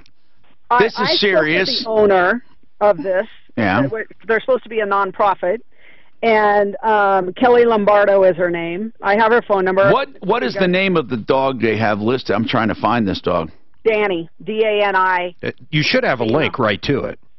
Right. If you just keep pulling up the dogs and get to the D's, you'll see her picture. Yeah, D-A-N-Y. Oh, no, okay. Yeah, I don't see it. Yeah, it's not on their website, so I'll look at the link that she sent me, that Suzanne sent. I like it says here, okay with kids, yes. Okay with dogs, yes. Oh, sweet.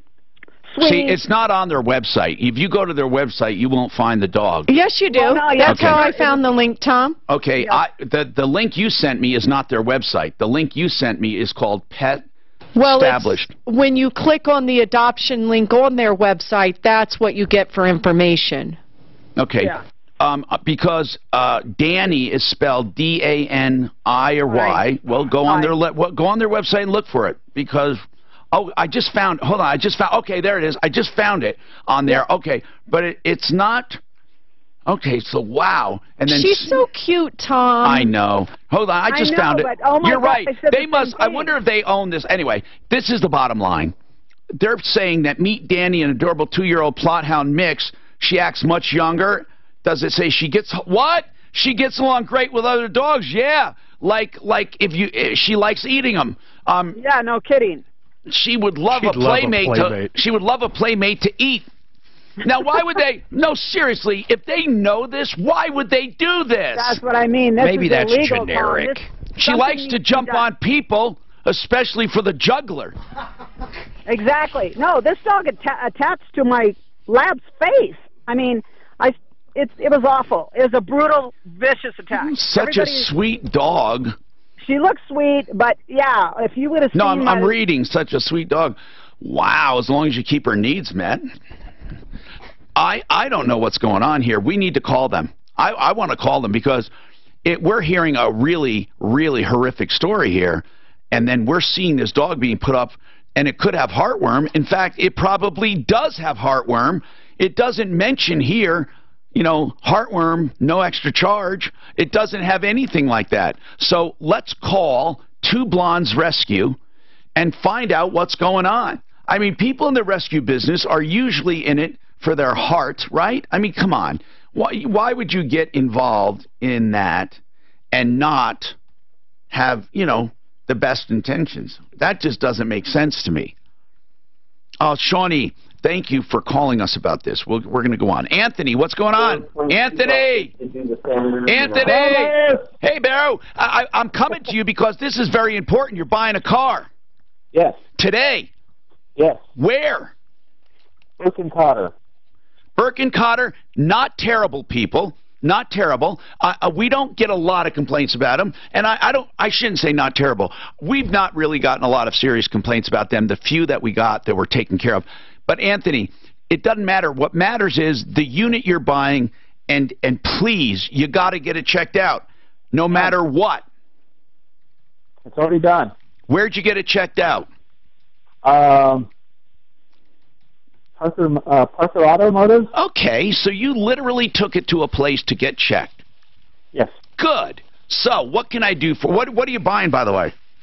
A 2009 Town & Country Limited. Okay, what can we talk about?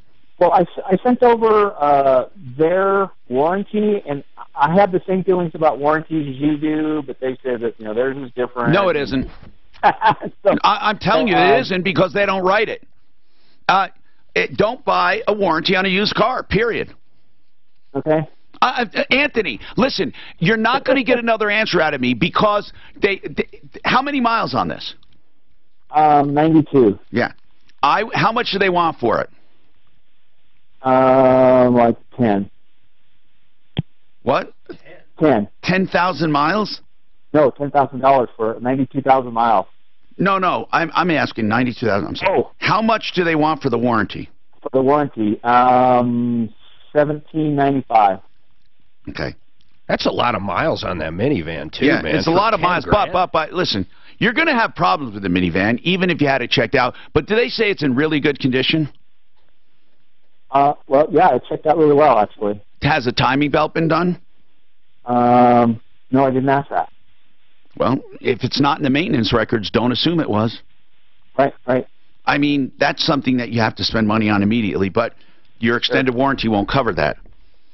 Listen, I have never found a used car extended warranty ever. Now, did you actually send the warranty to me? I did. Okay, you know what? I have to give Birkencotter some kudos on this.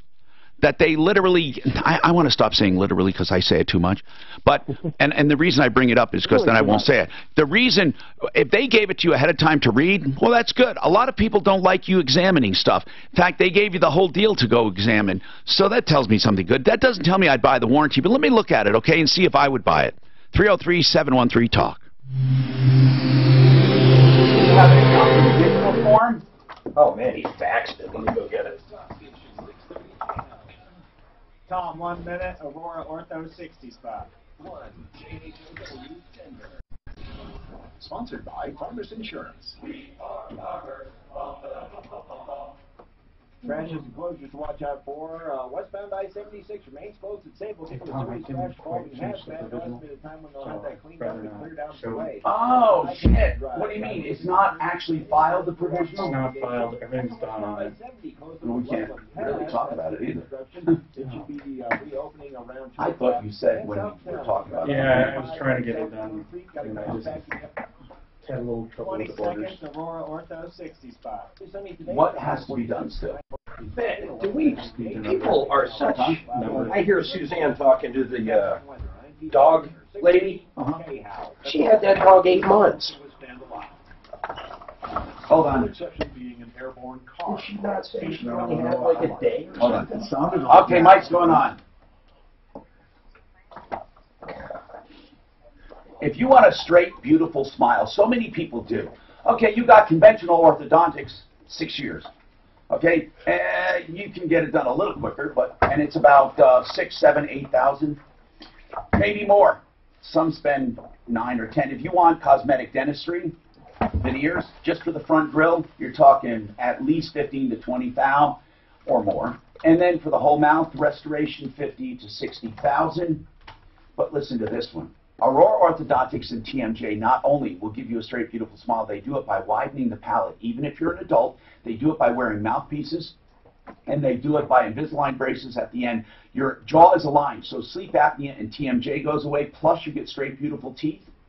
And it's all for a fraction of the cost, and all in 2 years. It's not too good to be true. It is the new orthodontics, Dr. Kent Lawson, 303-690-0100. 303-690-0100. Garage door making weird noises. This is Dave Logan. If you're having issues with your garage door, call Don's Garage Doors, the only garage door company I personally endorse. I've used Don's Garage Doors in my home, and folks, you should too. Your garage is the so much about garage doors. You want somebody you can trust. Next time you need a garage door repair or replacement, call Don's Garage Doors.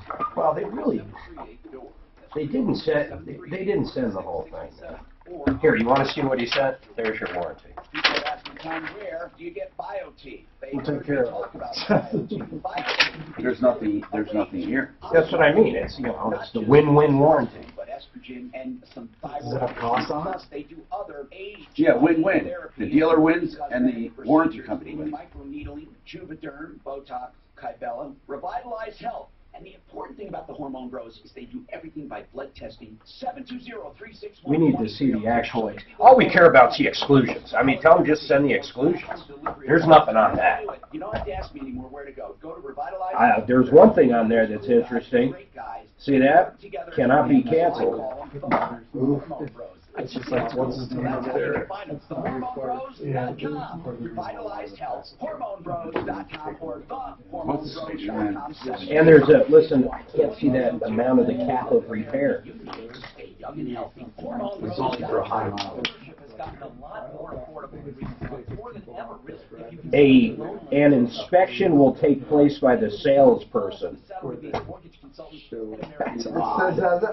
It really says that right there. An inspection will take place by the salesperson or store manager. at the time of purchase. Once the warranty has been purchased, it cannot be canceled or transferred. Prestige up in Okay, two things. We already did buy and build live. Courtney just called in wanting to mention the auction. Do you care? Fine. Okay, But second he's thing. going to do it in the third hour. Oh, so we need to do it in the after the. I'll tell him to call back then. Second thing is, I do have another side to the adoption, the dog adoption. Would you tease that for tomorrow? It's good. Why tomorrow? Yeah, Because why? the owner of the rescue can't come on today. Okay. So, but I would like to tease it. Like what? None of this. She had a dog. Yeah, 8 months. Yeah. Probably gave it worms. Like, she literally gave the dog worms. I know that the heartworms is bad. And I it's have expensive. never heard of a dog or cat out here getting heartworms. Your dog doesn't take the cookie? Never. Not one dog I've ever owned or cat. Well, the cats I are don't mean mostly. getting it. I mean the preventive measures. You don't do? Well, unless if it's a normal thing our vet does, then I guess so. No, they have a cookie that you feed them. I usually feed a daily cookie. No. Have you ever treated your dog for heartworm? That was long ago. It might have changed. We used to give my Great Pyrenees mama dog a cookie. The big, it's a cookie. And My vet's never, I mean, whatever my vet says, I do. But it never had heartworm. But it wasn't to cure heartworm. It was a preventive heartworm. Where do they get heartworm from? A dead animal generally? No, a bite. Oh, I thought it literally was a worm, though. It is. It's in the heart.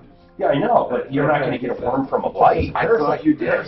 Yeah, okay. It turns into one. Hi, Tom Martino, your troubleshooter, 303-713-TALK, 713-8255.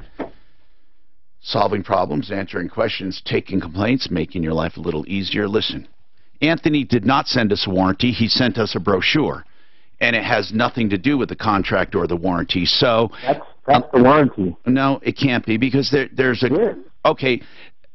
Okay, it's not Anthony, but okay, that's good. If you think it is and you want to spend $1,700, more power to you. I'll take your next call when they don't cover something due to owner abuse. They don't have any exclusions written on this, okay? So what does that mean, Anthony? So there are no exclusions, right? Is that what you're saying? They're telling me that that's the warranty. That's Okay. That's why so I you tell them, you ask them, hold on, ask them if you take a sledgehammer and crack open the carburetor or the fuel injection spider, if they'll replace it. And if they say, well, no, that's intentional, then say, where is that written? So I'm serious. I'm not kidding, Anthony. This is not the warranty. Okay, I don't care what they tell you. It is. First of all, there's no place for you to sign it. Where is it? Where does it say that you accept terms of this warranty and sign it and date it? Where is that? It doesn't mention the car. Where would that be written? Anthony, you sound like you sound like you know what you're doing. You had your car checked out. You know this is not a warranty. First of all, it has to be dated. There has to be a place for acceptance. There has to be somewhere where it names the price and the car and the identification of the car. Are they going to scribble that in the margins here? Where are they going to write that on this brochure? Where?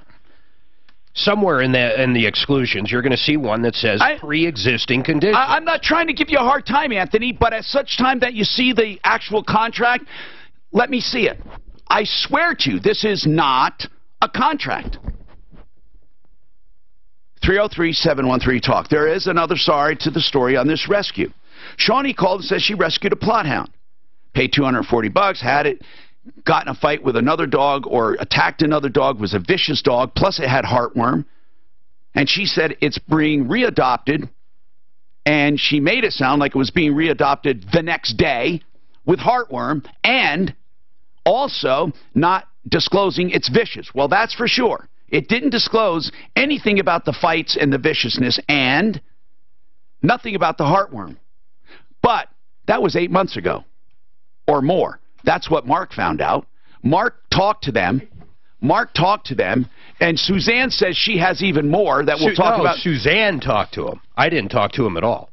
Well, you're the one that told Mark's me. I just heard her inside. For me is what's happening. Oh, wait, Suzanne. I just heard her talking to him. I'm sorry. I thought she was coming on the air. Suzanne, I did not know that's what you wanted to talk about tomorrow. Well, they have some information, but she had that dog for 8 months, Tom, before it attacked another dog. Okay, that's a big deal. But there's more. Right. tomorrow, Suzanne didn't want to talk about it in detail because the owner is coming on tomorrow. Is that right? That's right, okay. Tom. So we're going to have the owner from Two Blondes Rescue. Yes. But now Major Mark Mouth intervened. Okay. Major did not intentionally intervene. He thought that we should let people know it's been 8 months. That's why it's adoption. I thought she was coming on the air. I heard Suzanne talking to her. I thought the owner was coming right on. I had done that earlier before you told us she was coming on. We would have waited for her to come on and tell us everything. So for once he was listening. Yes, but for more, Suzanne, there's more to it that we'll find out tomorrow. Okay, so here's what someone wants to know. If you have a provisional patent, can you stop someone else from marketing something if you see them marketing it? No, you can't. You have to have an issued patent before you can stop others.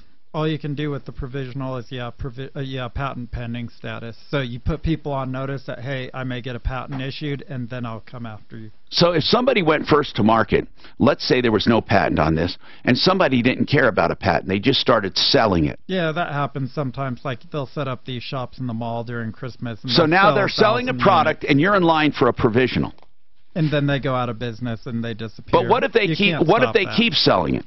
Okay, and then your patent is issued. Yeah, so you can either get damages back to the date of publication. There's some rules on that, but you may be able to. So date of publication meaning the 18 provisional? months after you file the patent provisional, right? The patent office publishes it, and if that goes to issue, you can get damages all the way back to the date it was published. What is the step you can take after provisional patent to speed it up? Anything? Yeah, you can. You can file for expedited examination at the patent office. And you don't have to do a provisional first. You don't. You can file a full utility. Why would you wait? File the full utility? Why would you do a full utility and not do the provisional? Under what circumstances? If you are concerned that somebody is infringing, then you want to move that process along a little faster.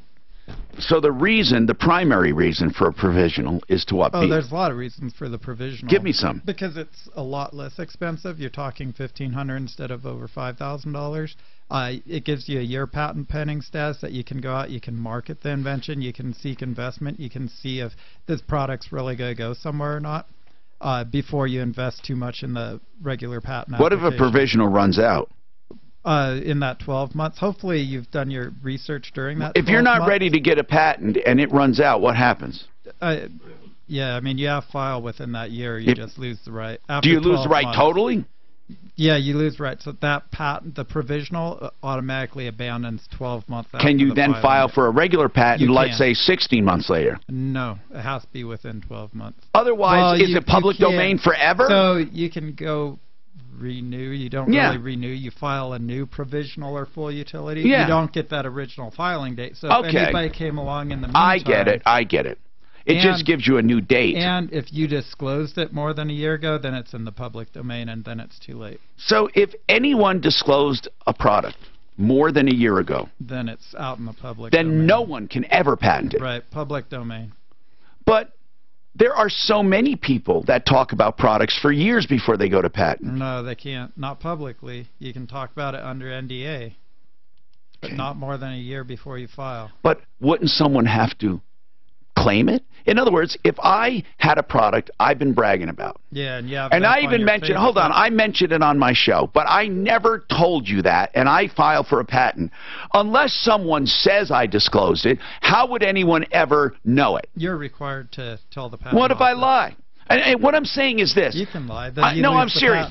Isn't that a challenge to the patent more than it is a concern? Isn't it a challenge? In other words, I know investors would be very upset if I had disclosed something, didn't say it, and then 5 years down the road. Yeah, that's just fraud. Right, exactly. But the patent office, if they would issue a patent, if I had disclosed it without an NDA before. You have to tell the patent office. Right. If you don't, I'll venture to say then there are many patents right now, because I know people. I know how they talk. They talk to all their friends, their neighbors. Is that public? Yes, I mean, if you talk to people without restriction. Now, if you talk to your neighbor and you say, now, you don't have a formal NDA, but you say, hey, this is meant to be confidential, just you and me, I'm just showing you what I'm working on here, that may be okay. I mean, that's always up to a judge and jury. Really, you want to have the signed NDA. But yeah, I mean, it depends what defines public. Definitely, if you put it out on Facebook and there's no restriction, anybody that pulls up Facebook can see it. You put it on Pinterest, you talk about on your radio show. Now, it is required that it's an enabling disclosure. So if you just say, hey, I have an idea for a gun part, that's not a disclosure. You'd have to actually disclose what it is. What it is. And by the way, speaking of the gun part that makes a gun more accessible, for certain people, he can't really disclose because his provisional isn't completed yet. So he's just here to observe. And, okay, Ted, you got an email that concerned you about being sued. We'll talk about that coming up.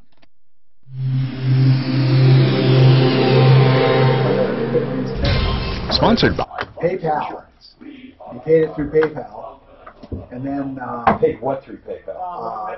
To this guy for some, I can't remember the stuff or service, and they didn't get it, so we wanted the money returned. How can you guys say this is a contract? I'd like to know. First of all, it doesn't name the vehicle. And now the people, original people, say that they're suing them. But they didn't do it. There's no place to sign it. There's no date.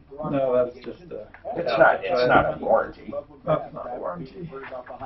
But the warranty is on the website. No, it's not. Well, it doesn't matter. It's not a contract. You got to name the car, Dan, and stuff. You got to name the car. And stuff. At Farmers Insurance, we know this is going to be tough to live down. Mike's going on.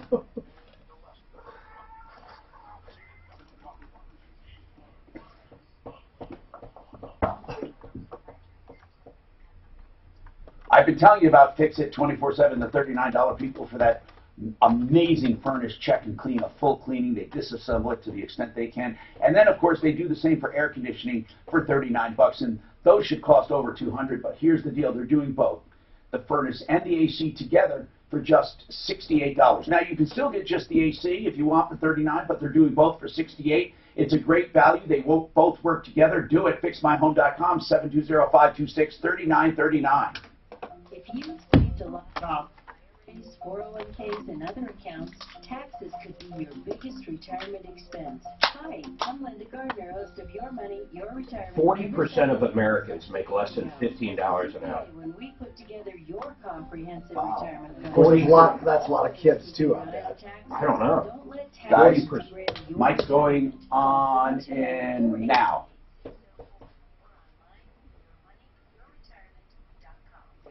The first thing that happens when you learn about an addiction in your circle of friends or family is you have questions. How bad is it? What do we do? How do we talk to them? What is it going to cost to get this fixed? Where do we go? What kind of modalities are there out there to treat addiction? The Raleigh House will answer each and every question without a slam, bam, hard sales talk. No, they have a wonderful line for information for people affected by addiction. 720-730-9722. TheRaleighHouse.com sponsoring this. 720-730-9722.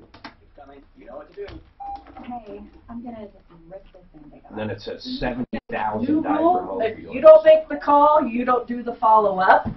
Don't be writing on my follow-ups. And then also, look, it's right here. This is all there is. That's it? That's it. That's it. What's that? What's that? I sent it to you for the line 1. It's an email from someone threatening to sue line 1. It's silly. I'm surprised I guess I'm a little surprised he finds that legit.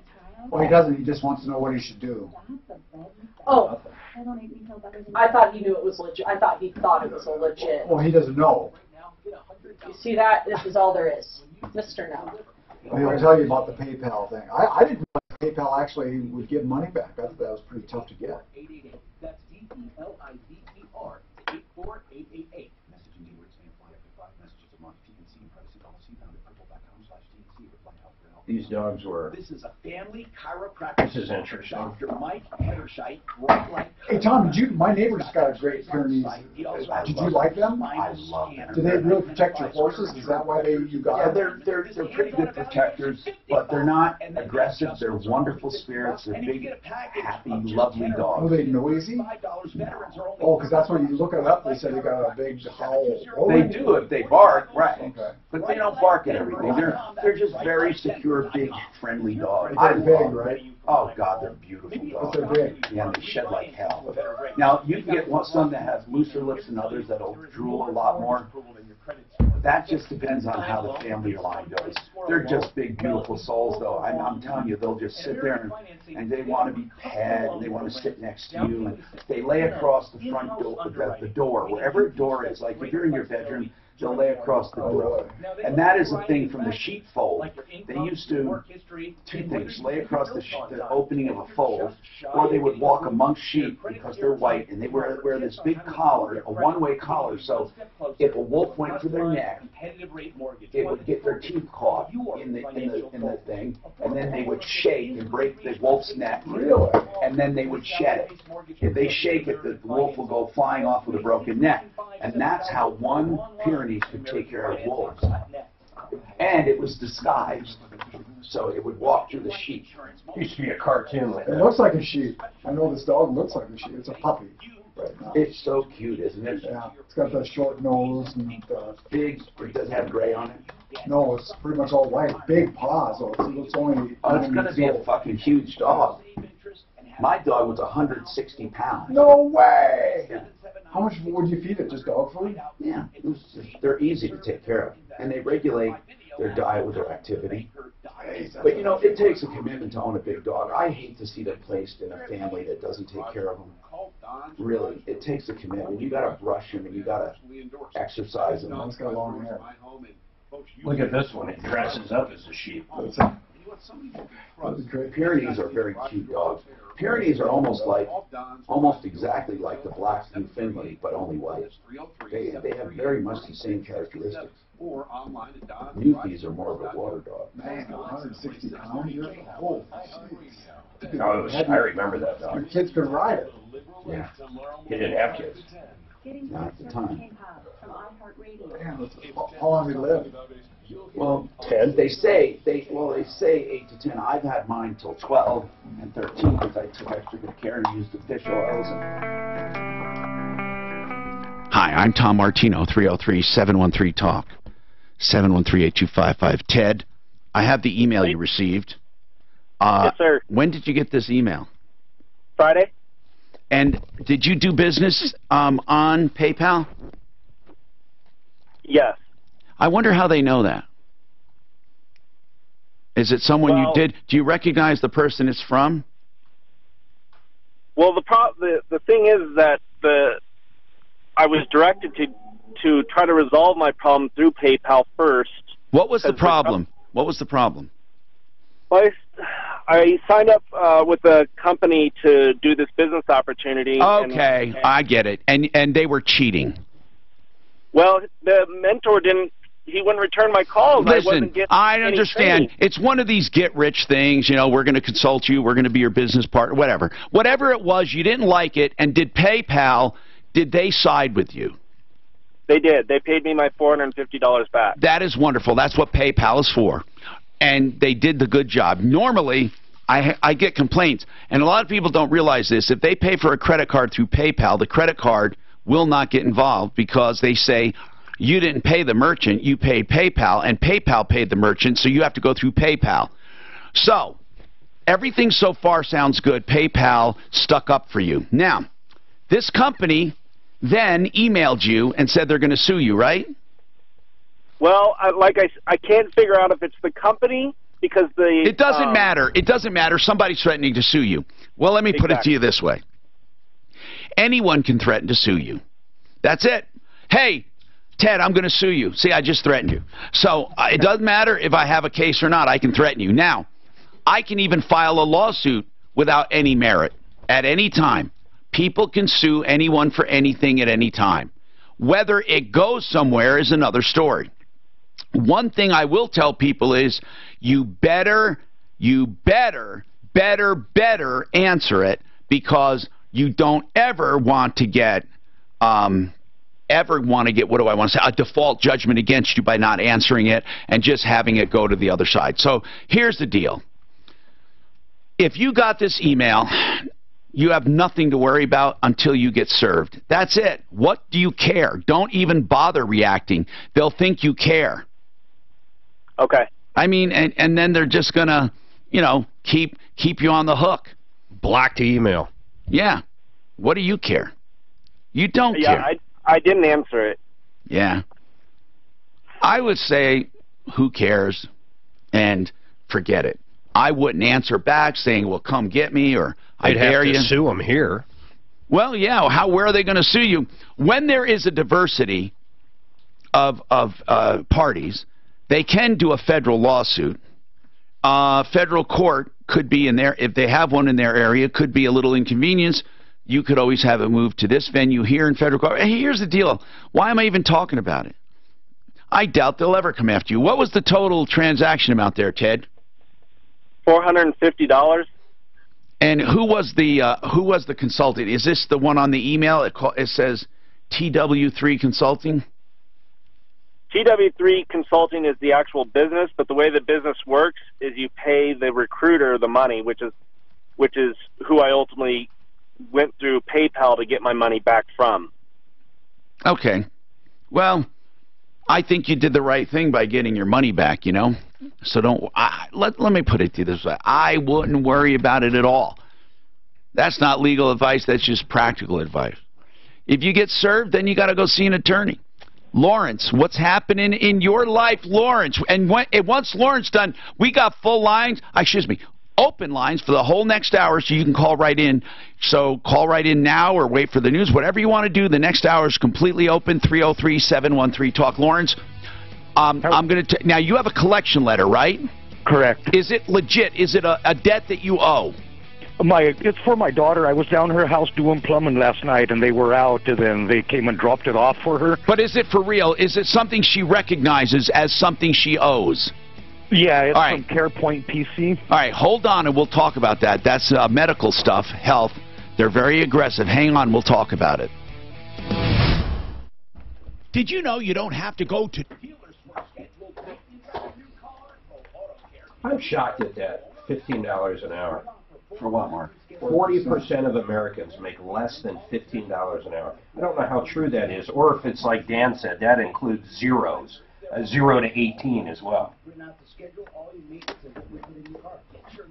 Well, no, I was thinking like kids are out there that are working, and I assume it's got to be working people. It doesn't say that, though. No, maybe not. That's a CEO of what this is. Wow, almost half American workers are raised, so it must be. Here's another thing: is probably includes second jobs. You know what I mean? Yeah. Well, I think they mean total. No, but like say you have a job that you get $25 an hour, and you get another job you get $12 an hour. That's why manufacturing is so important. Yeah, I mean, I would guess it's that. There we go. Put it on my website, and now they go see me. Construction labor. You can buy spots for this. Cashiers are numero uno. Specialized. For mold. Stuff you can get. I can't read this. Take your own picture. You can take. They're like $8 or something. Okay. Put it in there. That's the best thing. Yeah, that's what I was thinking. All the way down to child care is like, I can't read the numbers. And then nobody can use your... Well, you look at the fast food industry, they're all probably, except for management, below 15. Well, they seem to be at 15. When I see signs of now, they always say they're hiring at 15 an hour. That's here, though, in Denver. Yeah. I mean, other places and stuff. Yeah, but other places, the cost of living is lower. I mean, it's all relative. Right. for the Max 8's tendency to pitch up under full power. I heard that Indeed activated as it was in the Lion Air. engineers. Don't badmouth us, Mark. He's a triple. You're environmental, electrical, mechanical, right? Not mechanical, civil. Why not? He's not biological, are you? Yeah, no. Environmental, aren't you? Yeah, I had a little bit of biology. You know that I don't want to work on patents and that. That'd be tough. It is. I don't understand all that DNA sequencing and stuff. That's over my head. That would be, well, you'd have to be in that every day. Yeah. So. You just mix different drugs and do new ones. I took half of this one and put a quarter of this one in it. And I feel great. Don't pharmacists do it all the time? That's true.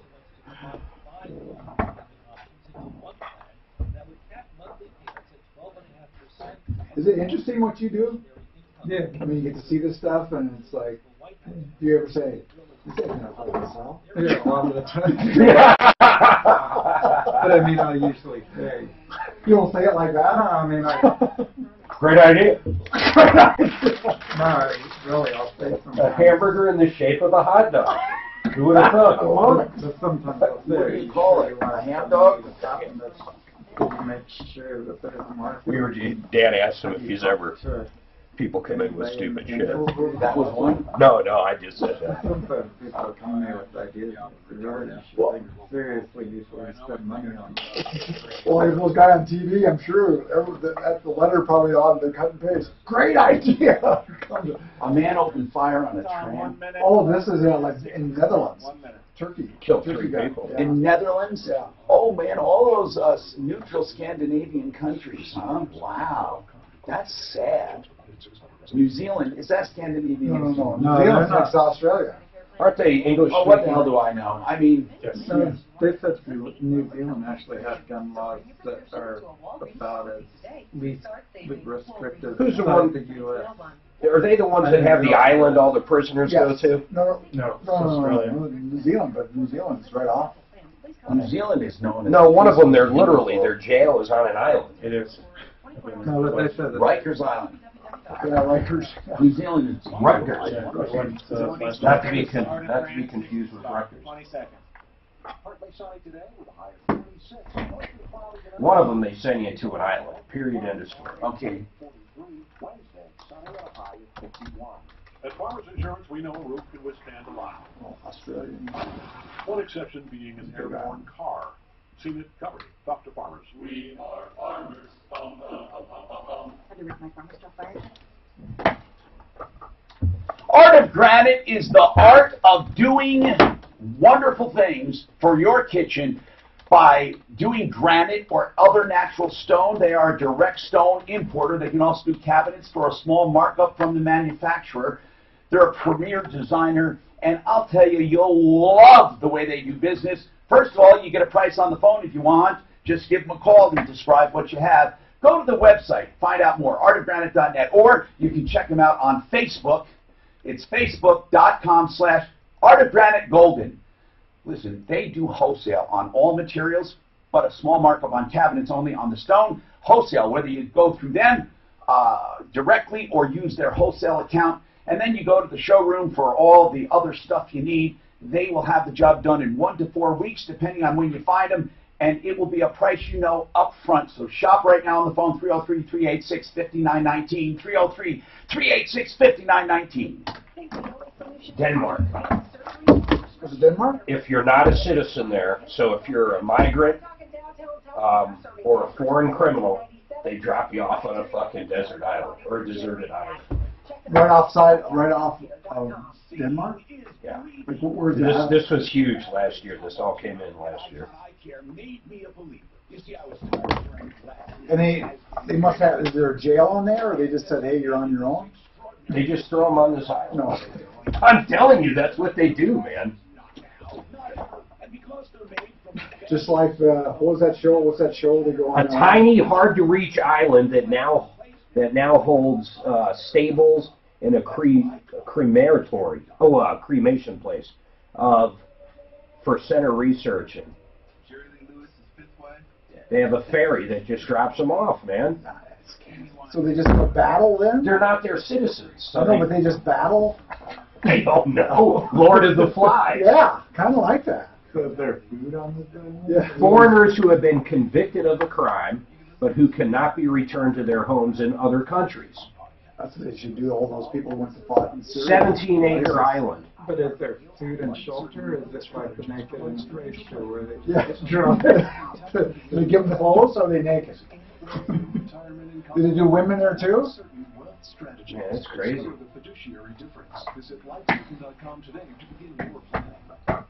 The dead of winter, not only so bad in Colorado, but your nights can be especially cold, and your mornings dreary. They say this resembles an Italian government project that was struck down in 1980 by the European Court of Human Rights.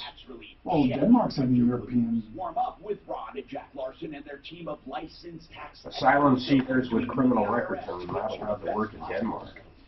Rejected asylum seekers who cannot be deported are given accommodation.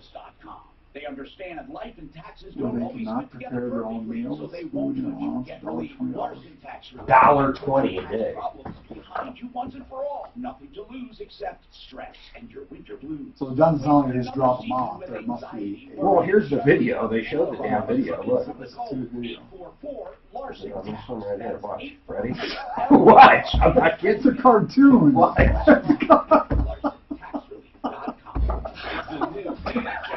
Man, it looks like if they get 15 of those guys on an island, they're full. Yeah, it's unbelievable. What a realistic video. That tells the whole thing. Look at this video, Mark. Come over here. This is real. So dumb. Tom Martino, the Troubleshooter. Hi, Tom Martino here. I am your troubleshooter and will help you in any way I can. All you have to do is call 303-713-TALK. If we can't help, we'll tell you why. Sometimes it helps others who are listening. That's how we do it. We have Mark Trenner with us from Referralist.com, an intellectual property attorney. That means he does patents, trademarks, copyrights, and the like. And we have a common man, Kevin Fletchin, with us, who invented something. And he actually designs cell towers and stuff for a living. It's pretty cool. And we would love to talk to you about your interest, problems, complaints. So let's get right to the phones. How about that? Lawrence says he has a collection letter, and he wants to know about settlements. Not sure what it's about, but we'll talk to him. And then Kate wants to comment on cell phone designs, or cell phone tower designs. And then Jerry needs advice on diminished value. All of these things we've handled before. And thank you for calling. Again, still lines open at 303-713-TALK. This hour brought to you by some good people that we love at Genesis Total Exteriors. It's very important that you use the right people when you're doing contracting, especially nowadays with the way things work. And you won't do better than GenesisTotalExteriors.com. Mark Szymanski, for honesty and integrity, all home improvements inside and out. And then for your garage doors, One Clear Choice Garage Doors. OneClearChoiceDoors.com, especially emergencies, 303-565-6409. You can always find the best of the best at Referralist.com. So, Lawrence, what's going on, Lawrence? Yeah, yesterday my daughter got a letter in the mail. Did you send it to us? No, I didn't. Okay, go ahead. We can always have our attorneys look at it, but go ahead. What's going on with it? And then it's just saying that she has to go to court April 3rd because was she served? She had a payment. Was she served? To me, not to her. No, was she served? Served, like in person. Nessa, were you served before or no? Were you served? Was anyone served? He was served. For her. Her name is on it. He accepted the service yesterday. Then she was served. Then she served, right. Lawrence. Okay. Okay, he hasn't even told her, Tom. He wants to settle it. Okay, I need to know some stuff first. On that service, on that lawsuit, because now you have attorney's fees, no matter how you look at it. They prepared a lawsuit. When is it due? April 3rd, she has to go to court. Okay, now, here's the deal. You have to answer it first. You have 21 days to answer it, then you go to court. Oh, okay. Okay? Now, here's what I want to know. What are they suing for? It's going to be for $826.60. How long? Hold on. And how old is she? 26, I would say. And what is it for? What is it for? It's for Dr. Bills when she went to the doctor a while back in 2013. 2013? Yeah. When in 2013? 9/10/2013. Oh, okay. Then they're because they have six years to get a judgment, so they're going after her, okay. And in other words, here's what I want to tell you. She owes the money and you guys know it. Is that a short answer? In other words, you can't go there and attack it for validity. Yeah, that's correct. She owes it. Okay, so you want to settle. Okay, they will settle. Usually they'll settle without going to court, and you'll save yourself some money. You have to figure out how much of that $800 is attorney's fees. Well, that's the total bill with interest. That's okay. So they haven't added attorney's fees. No, not yet. Okay, so what do you want to pay? Well, what do you think I could do? What's the least I could offer them? Or all right, if they know you're involved, it's going to be very, very bad. Well, I'll have her do it, but I'll have her use my credit card to pay it. Yeah, okay. And if you use a credit card, you be very careful they don't ding it again. I don't know if they're reputable. I know nothing about this. But CarePoint is usually reputable. Oh, okay. Are you sure it's CarePoint and not someone just ghosting you? Are you sure the people collecting have authority to collect? Well, it's from Wakefield and Associates, Inc. out of Fort Morgan. Okay, yeah, they're a legit collection agency, Wakefield. So you have to be careful on settlements because you have to make sure that you're really settling, and you should have somebody look it over. But you're asking me how much they would take? I think at this point, if it's going to court, you're going to have to pay damn near the full thing and just prevent the court appearance. But I don't know. That's up to you guys to do. She could say things like, I don't have a lot of money, I don't own anything, if you get a judgment, it's not going to do you any good, and I'll probably go bankrupt. Now, you know, you're not supposed to do that, but she can, if she wants. She could threaten all that, and they might settle faster. Who knows? I have no idea. You just have to take a shot at it. Okay. And you have to here's what you have to make sure. You have to make sure that when they do settle, it's really settling. So when you pay, it's not just a payment.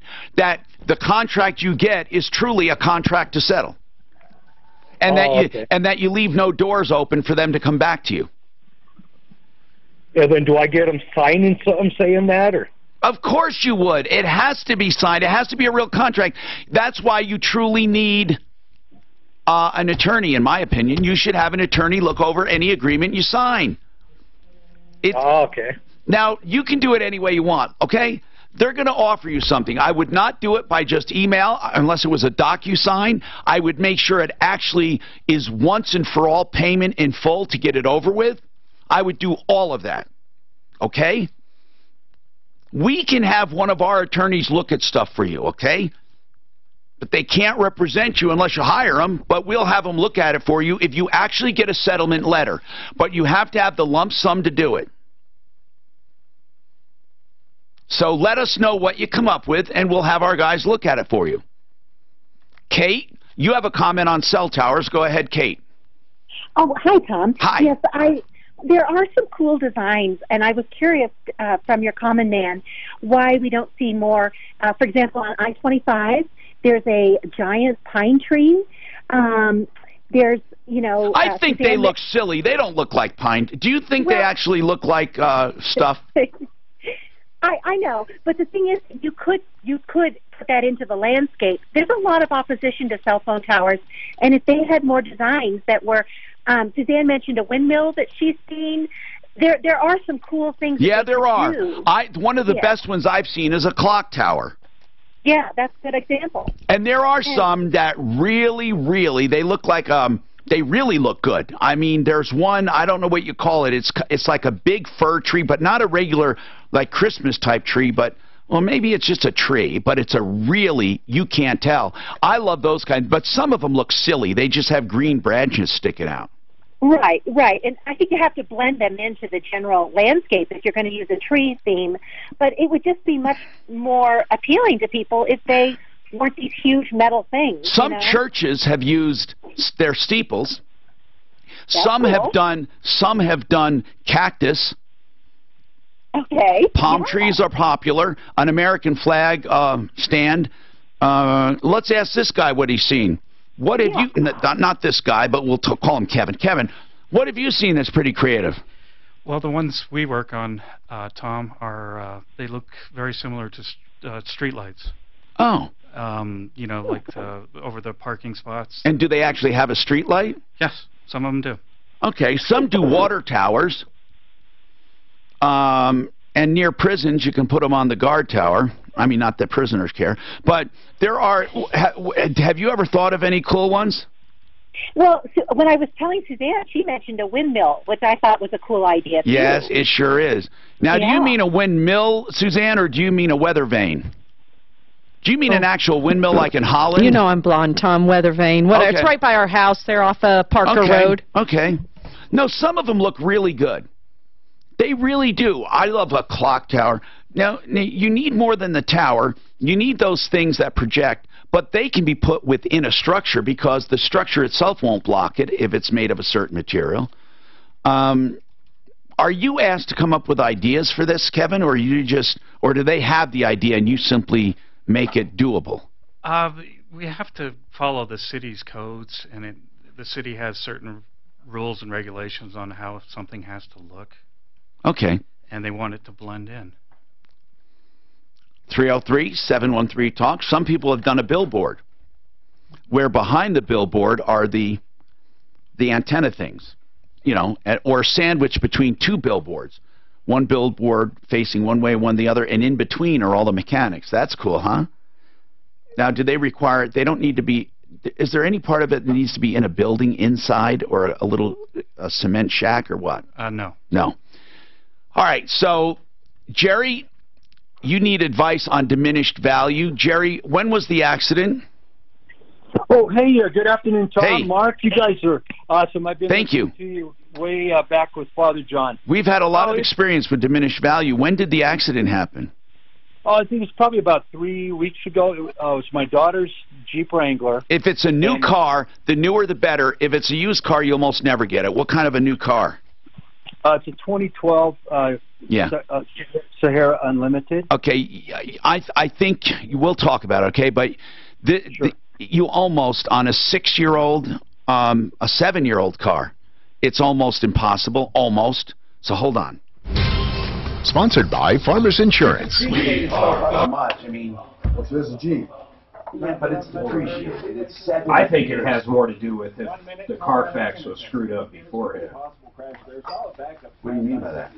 Well, if it already had accidents on there, I don't think they'd have any diminished value. And some of these are really good. I can't get over this video. Which one? Yeah. Mark, which one? This one in Denmark, how they're going to handle these criminals. Really tells the whole story. How are they going to handle them? You got to look at the It's video. from a Denmark. That's not true. It's a joke, right, Mark? It's a joke? No. Denmark set to send foreign criminals to deserted island. That's true. And they leave them loose? They don't really get into it. The video tells the story. Ready? Wow. This is so stupid. Why would they even? I'd be embarrassed to put that on. Guys. Colorado Tinnitus and Hearing Center is the place that I go for my tinnitus treatment. Tinnitus treatment. It's wonderful to have this treatment available. It can do away with tinnitus, it can mask tinnitus, it can eradicate it depending on the type you have. But one thing is for sure, no matter what type you have, you want to go to Colorado Tinnitus and Hearing Center. Yes, they are a full-fledged center that has all of the latest and the greatest technologies and 3 dedicated doctors there to help you at Clarkson and Hamden on the 2nd floor of that urgent care building, Colorado Tinnitus and Hearing Center. Try before you buy is their motto.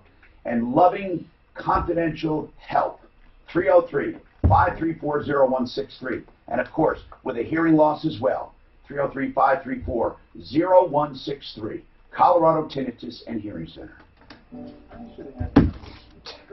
Because the animated video, which shows a dark-skinned man being shipped to a small island, has been met with criticism. Is it for real, by the way? Is it a Oh, it joke? kinda looks No, like- no, it's fucking for It real. looks like those hat those. Did the government release that? One of the politicians that was running, let me see his name. He liked it or he's against it? One of them put it out, the other one's against it. They called it racist. The video. The video. But even this guy says, he goes, your unsavory propaganda video is pure racism. No less. I think we need to really speed this up. So everybody likes the idea of sending them to the island, but But they don't even talk about it. They don't say, is there people out there that, like, guards? And God, I wouldn't think so. I mean, the whole purpose would be. can you imagine what the chaos would be? Well, I tell you what, you'd leave Denmark, wouldn't you? Don't send me to the island. It would be funny if they showed this video to people. Here's what's going to happen. Well, that's not bad. It's the best. Oh, fuck! They wiped out all my questions on Now that's fucking bullshit, Mark. He thinks they'll be able to get him back in. Didn't you see that? You have the spreadsheet, right? Yeah, but it's fucking impossible. They're not going to be. That's a spreadsheet I did for myself. No. This is absolute bullshit. No, Mike had that, though. That spreadsheet, too. I think they're going to be able to put him back in, is all I'm saying. I saw that, yes. I was hoping you didn't read that till after the show. What is this? Garage doors are the largest moving fixture in your home, and just like a car, you should perform routine maintenance to keep Is that boring? I just don't understand. That's a command. I'm still buying that. I wouldn't buy it right now. I think they're another 10%. Another $40. I want a fucking credit. Well, let's make And sure. I want to get this shit away from them. Well, I don't think we can do that. My bank, my loan, my way. It's a loan you put on your house, and then you keep a bank account. And whatever cash you have go through your account over a given month is credited toward the balance for however long it's in there. In essence, I'm going to install it on Android tonight, though, and look through it all. Here's from me. I don't know why investors may be underestimating Boeing's problems. Well, it depends what the fix is. Wouldn't you say that's the biggest thing? Mark, I don't want them. I don't want to be beholden to them. I want our own server. Well, we have all that now, but they've got to finish development. We're not going to move that to anybody else. It would take everybody else a million years to get caught up with what they did. We're just in a spot there. Yeah, the one fucking thing I asked. The one thing. I know.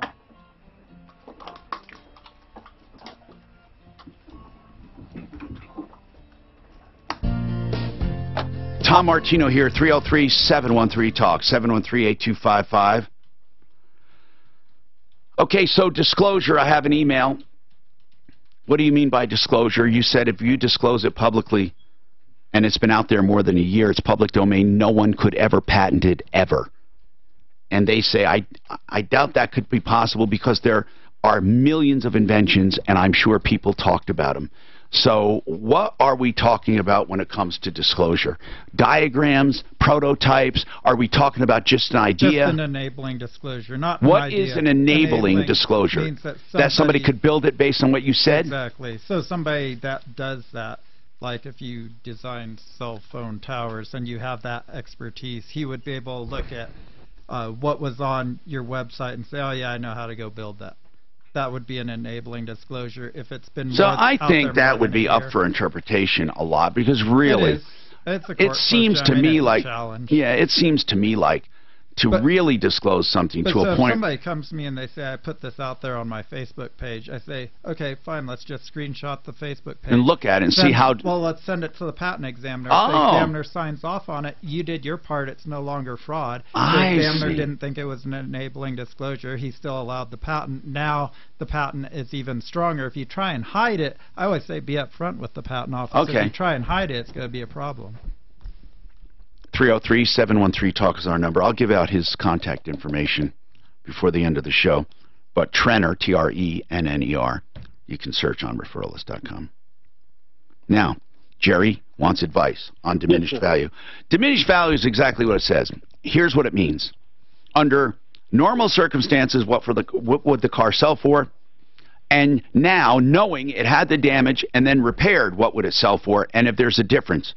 With a used car, there's a few things to take into consideration. Most of the depreciation has gone out of the car to begin with, and unless it's an exotic car or something major like that, you usually don't take enough of a hit.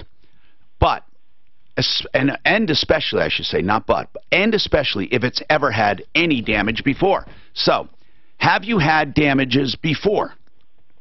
No, sir. This is the first accident on a car, on this particular car, right, Jerry? Yes, sir. Yeah, and it's got about 60,000 miles on it too, Tom. And for some reason, the Jeep Wrangler Unlimiteds, they seem to hold their value quite good in Colorado. Yes, and because they hold their value, people are likely to buy one that has been damaged and repaired and not expect a big discount.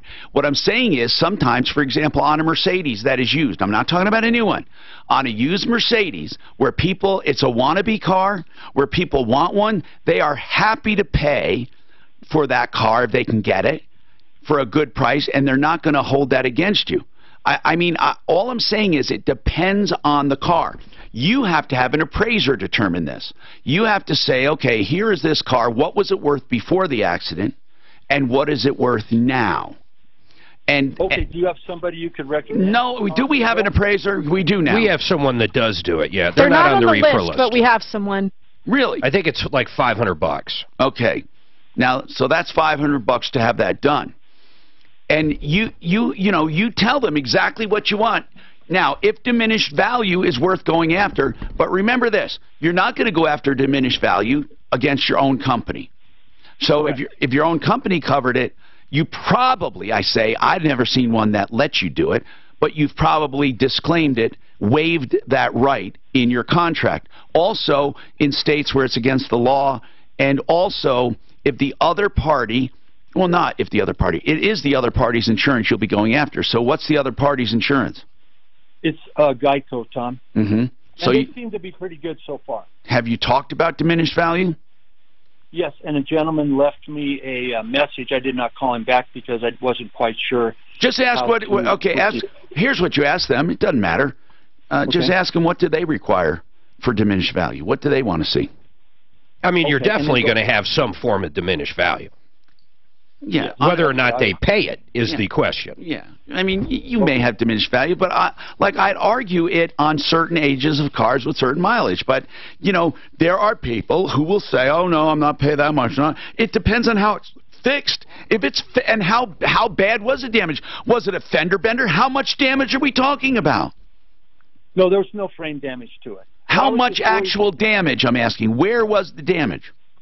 It was on the rear tailgate. Well, then, you may not get any. It depends on the damage. If you just had a fender replaced or you just had something else, unless it's a really pristine car, people don't care. It depends on the amount of damage and the type of car. The higher-end cars that are newer are the ones that suffer diminished value. When you say tailgate, is this a truck?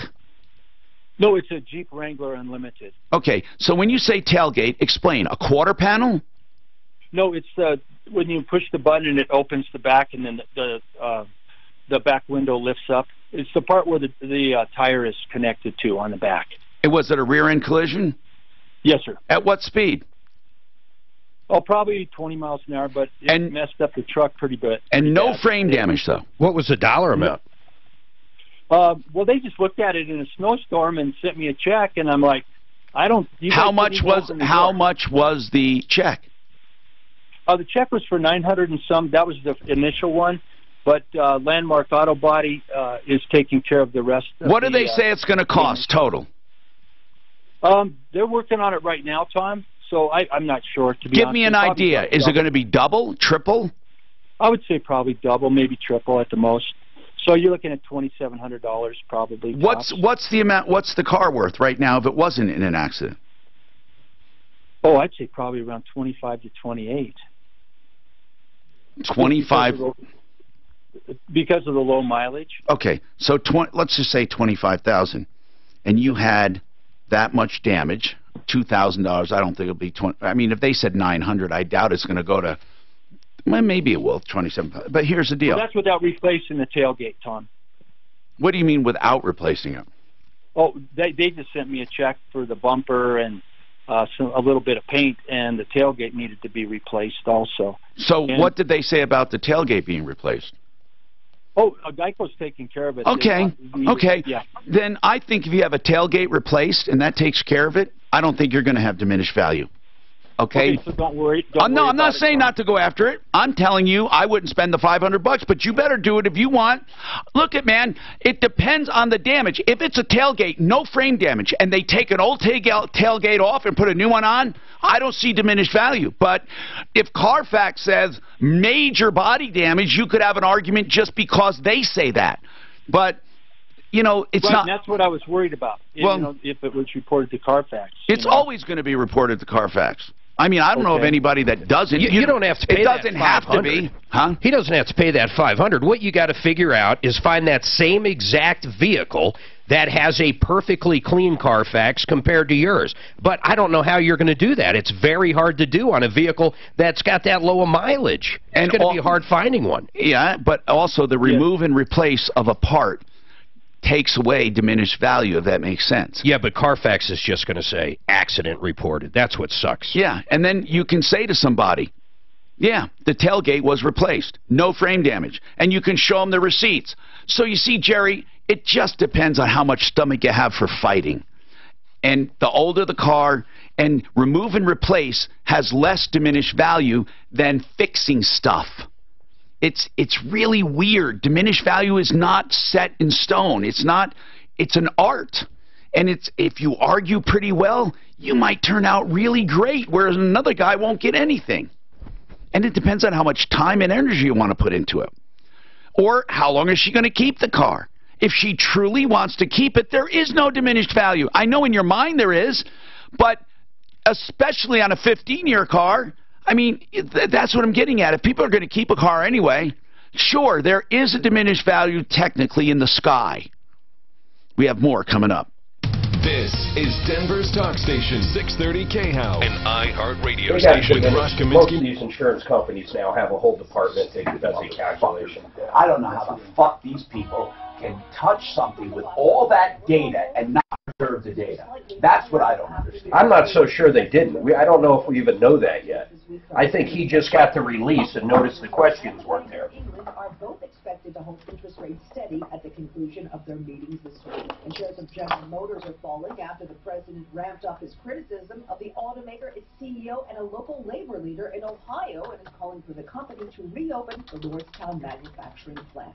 And 3M will be restructuring its business into 4 operating units from 5, aimed at boosting customer focus and productivity at the manufacturing and technology giant. The maker of Scotch tape and Post-it notes has been struggling with a slowdown in its Chinese business. And after a 3-year break, why did somebody send me this house for sale? Deep dish pizza. Each pizza contains more than 3.5 feet of thick-cut crisp bacon and Oh man, I've seen ones that make this look, you wouldn't believe, right in Colorado, that make this look like nothing. I swear to God.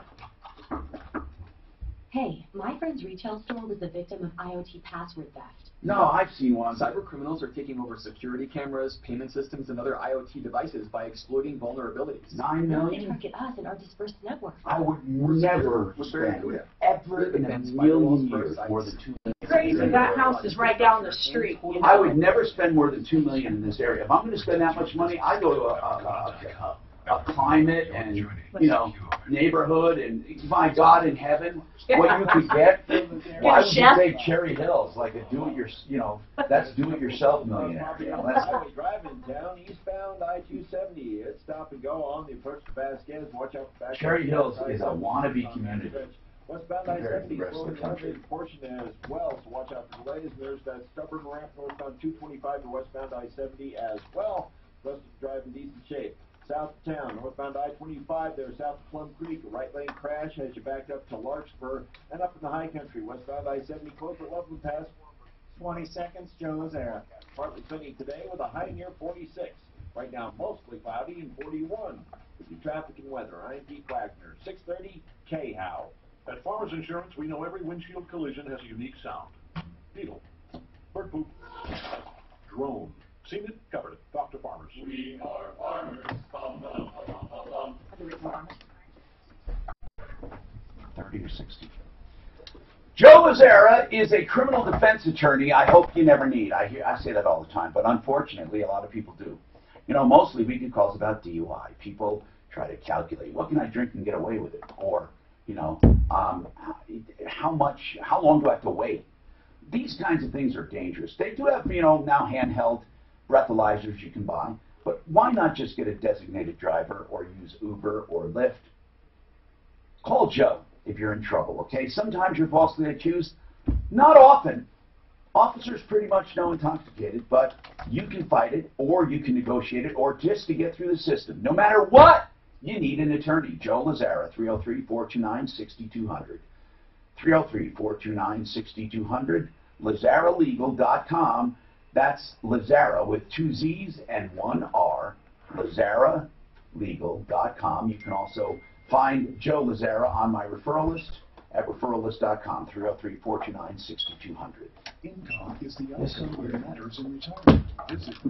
Says a 19-year-old woman involved in a traffic stop committed suicide after shooting herself through the mouth while her hands were cuffed behind her back. How's that even possible? When did this happen? What are they alluding to? The cop killed her? So there's no middleman and no markup. Hello, I'm Tom Martin. Unless she had a gun in the back, you know, just had a gun back there, and then couldn't even tell where she was.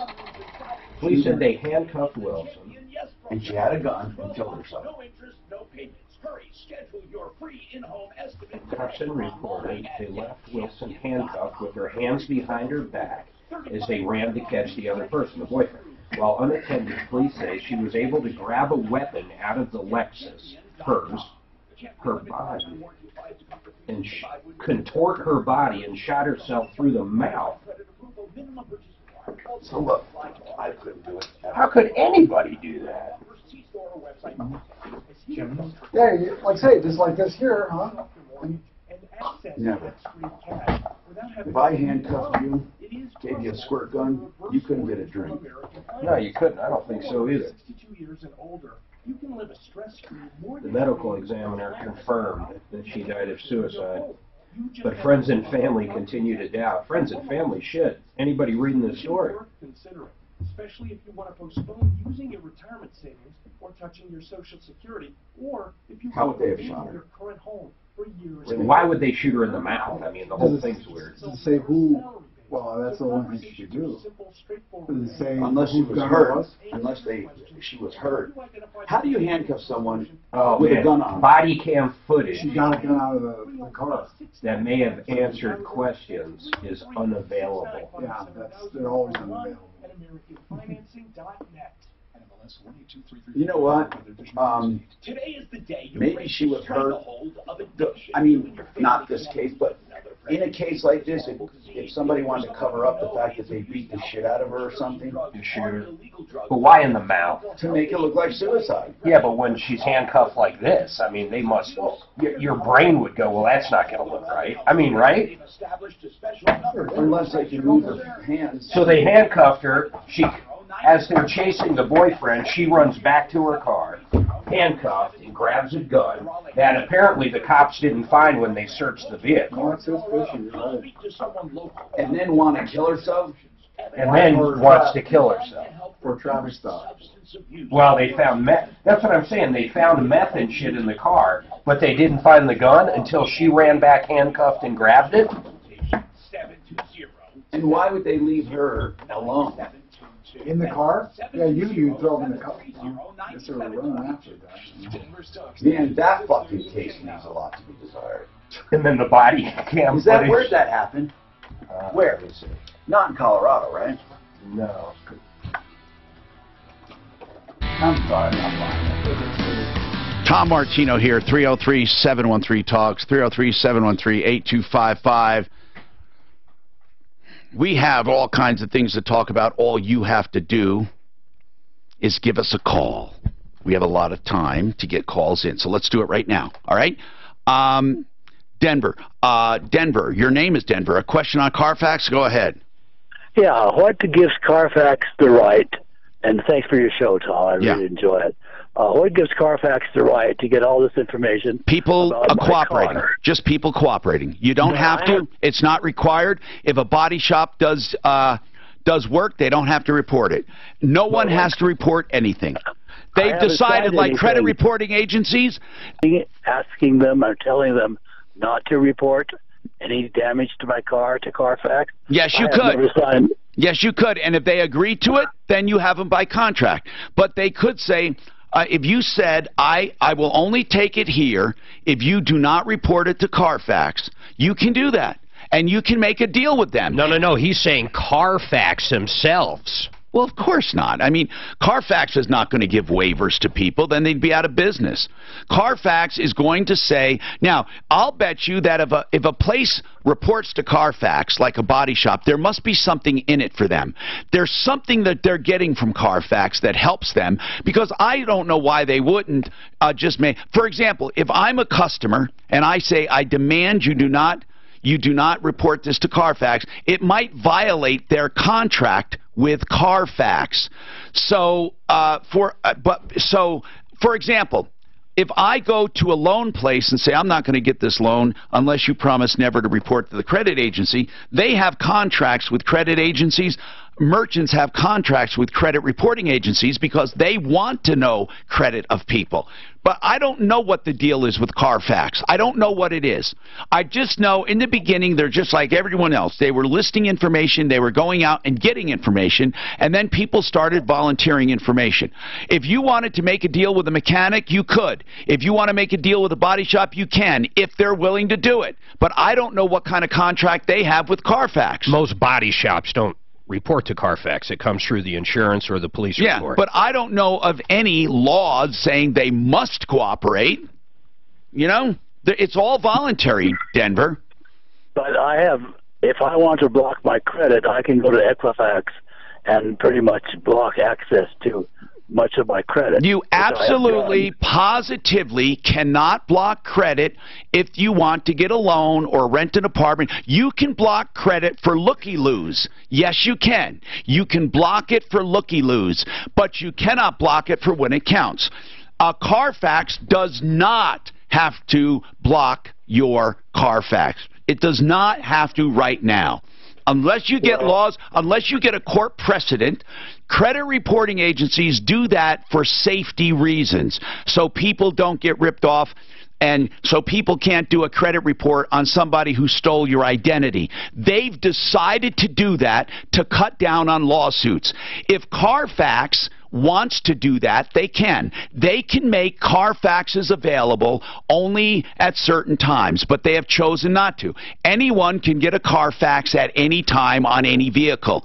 And unless you can demonstrate damages, and the truth is not damage, okay? If I tell the truth about your car, you cannot sue me for damages. You can only sue me for damages when something is should be private and isn't, like medical information, or it's a lie or inaccurate. Now, I imagine Carfax could be sued for inaccurate information that has caused someone to lose value on their car.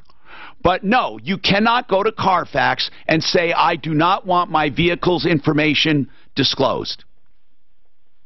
Well, I think that stinks anyway. So, no, I think it does too. But listen, it's the way it is. Sign something before they can do that. I think I need to give them permission. No, you don't. You don't need. I can get a Carfax on your car without any permission whatsoever. I know, that's the problem. Yeah, well, that's just the way it is. Listen, unless someone changes the law, anyone can do anything. I mean, that's a free society. There is no proprietary information there. Ryan, you bought a vehicle in September of last year and you don't have title work? That is correct. The law says it has to be within a reasonable time. Yep, so I don't feel it's reasonable. I don't think anyone else would. That's my feeling. I would ask for my money back. The dealership has offered to cover the cost of my tags when they do come in. Okay. And it turned out my paperwork was still in Douglas County, and I was wondering if you have any advice on this? I mean, I filled out a if you want, complaint form and listen, everything. that dealer, if you went to the dealer licensing board, I'm almost positive you can undo the deal. Okay. Do you want the car? I mean, I do. I like the car. It's just been a pain in the ass getting this. Okay. Who's the dealer? Who's the dealer? It's Enterprise Car Sales. So it's not likely they're scamming you. Why can't they get title? The last I heard, it was in Douglas County with somebody down there, and they had sent it down there because there was a discrepancy when I had purchased the car of 71 miles, and they had to pull it back in and get a odometer reading on it. And then they just sent the paperwork to Douglas County, and then on the 12th of this month, I went to DMV in Jefferson County, and they said they pretty much told me that the paperwork was in Douglas, and they couldn't do anything for me. Well, the dealer has to get the paperwork and move it. Yeah, the dealer has to move it, and I haven't heard anything back from them on when that. Well, it's not. You're in the driver's seat. Pun intended. You do whatever you want. Yeah. If you want your money back, we can help you do that. If you want to undo the deal, you just tell them. You know, if I don't get it within so many days, get my money back or whatever. I mean, you know, you truly are in control here. They have to provide title.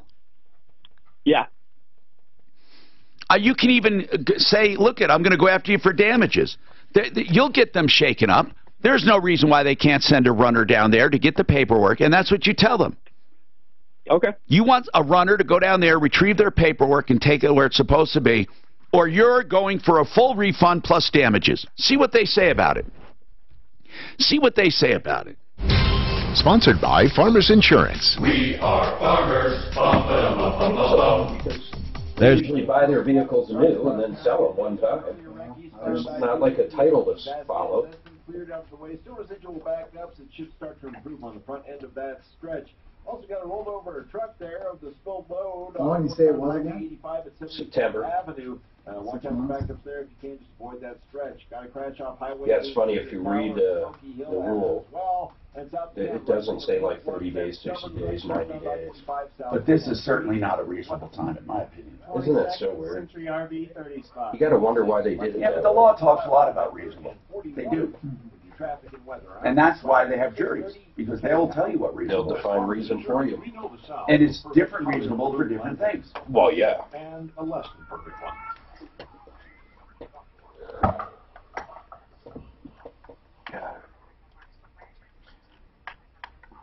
Hey, are you looking for a cougar? Hold on. Did I just say that? I mean, if you're looking for an RV, the Cougar, you can find them at Century RV. They have the largest selection of Cougars in the nation, and you can get amazing discounts. Putting new units under $24,000, it's $299 a month. Plus, they have all kinds of new and used RVs. 2 locations in Lakewood and up north near Longmont and I-25, 303-453-1111, 303-453-1111, CenturyRV.com. When I had my brother take me places, it was always like, we have to get there early so I can smoke a cigarette before we go. Hey, look! I'm Payne. I'm a little sister. We always have to stop for Ross. Yeah, exactly. Did he just color his beard? Yeah, first thing, and hair? Smoke a cigarette. Before lunch, after lunch, another one on the way home, before dinner, after dinner. Now that I'm talking about it, I kind of feeling like I've lost about 4 hours of every day. I didn't realize it was that much. I'm just amazed that they passed, the Democrats shoved all that stuff down. So I started looking, and then Drew came up. I did. Well, they don't identify them. Oh, there they go. Eventually, I just switched over, and it's very quick. Good. I honestly feel like I remember recently you asking me. Get like, your radio station on there. I was like, no, I don't need to. Mimi made the switch July 2015. Make the switch at Jewel.com. That's JUL.com. Warning, this product contains nicotine. Nicotine is an addictive chemical. Budget A1 Transmission and Auto Repair has the best deal I have ever heard on diagnosing transmission problems. If you have a problem with your transmission, they'll tear it up, tear it open, really remove it, open it up and look at it free of charge. Even if you have the work done with them, it's still free. They don't back charge you. If you take it somewhere else, it's still free. If you decide not to get it fixed, still free. Call for details. 303-781-9858. 781-9858 on Santa Fe, just south of Dartmouth. Budget A1 transmission and auto repair. Position 112. Yeah, let's take a look at that number. No. This is a unbelievable thing they're doing. This is a big one than that. It's pretty wild. I like how he said they did it like on a Friday kind of. I didn't hear anything about it. Nothing. I didn't hear it on the news. Nothing. It's kind of weird. Last fall, Coloradans like you and I. So we are going to vote to follow the national popular vote, not even Colorado's popular vote. You could have 0 people voting, so for... You could theoretically have no one in Colorado for that candidate, and your state goes for them. That really sucks. It doesn't seem like it's constitutional, does it? Your vote is basically counting. Which constitution? No. State or federal? Federal. Federal has nothing that says the states can do what they want. But then again, so can the elector. Have they ever done that? Yeah, well, they can, technically, you know that. But I don't know if that's ever happened. I don't know. Like I say, no, there's been electors that have gone rogue, hasn't there? I'm Tom Martino. Let's finish up by getting a lot of calls done, okay? Ryan, what's going on with you, Ryan? This is another Ryan. Hey, Tom. Hey, what's happening? So my wife got a call sometime last week or the week before about the child safe kit. She wanted to come to our house and fill it all out with us. And what is a child safe kit? They do fingerprints, and I think they take a lock of the hair. It's supposed to help with Amber Alerts. We did it for our kids, but we went through the police to do it, Tom. Anyway, what about it? Well, I mean, after my wife told me about it, I was kind of concerned because once they have that paperwork, they can do whatever they want with it. And there's no real, I mean, it just seems real shady to me. And she was supposed to come by around 6, and around 8:30, she showed up on the porch. I mean, so tell me exactly what they're doing wrong. Okay, I haven't heard what they're doing wrong. The child safe kit is real, right? Yeah. And then they collect the samples and help you fill out the paperwork. Is that correct? Yeah. So where's the scam? I mean, it seems, I mean, anybody could call anyone and say, hey, I want to help you fill out this kit, and run away with the information. Right. That's right. So how is it a scam, though? Are they using the information? Well, listen, I'm not saying it's Ryan. I'm not saying it's a good idea to do this. Okay? Yeah. I'm not saying that, but I'm wondering, what do you think is a scam or illegal about it? Well, it's not HIPAA information, is it? I don't know. And if it is, you're voluntarily giving it. So what you're really calling to say is you're nuts if you do this. Yeah, and some of the research that I did, I heard some more like scary stuff, but otherwise, from what I did on my research, a lot of them come to the house and they fill all this out, and then they try and sell you life insurance. Could be, or they could do any number of things. I mean, there's all kinds of things they can do. Yeah. But I think it's a clever way of marketing if that's what they're doing. If they come there and help you, and then they come back later, they use you as a lead, they know everything they need to know about the people. I mean, I think it's a good idea. I'm not a good idea. It's a good marketing thing. I think you're right and correct in assuming that that something could go wrong by allowing people to have this information. But there's no scam that I see. There is just an unwise kind of action. Yeah, because if you dangerous. Now, have you heard of people being scammed after having these people do it? I mean, I haven't heard hardly anything about it, and that's what worried me. Okay, I think it's a great idea. Who are they? Who are they? The ones that are offering to do this for you? So my wife didn't really get any information from her. I called the number she had in her phone, and it was, a young lady, and she said, well, I don't know, I don't have any of your information here. I'm not on she said she's not on her working app.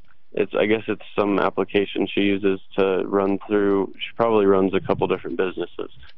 But okay, if you can get us more information, We'll check him out.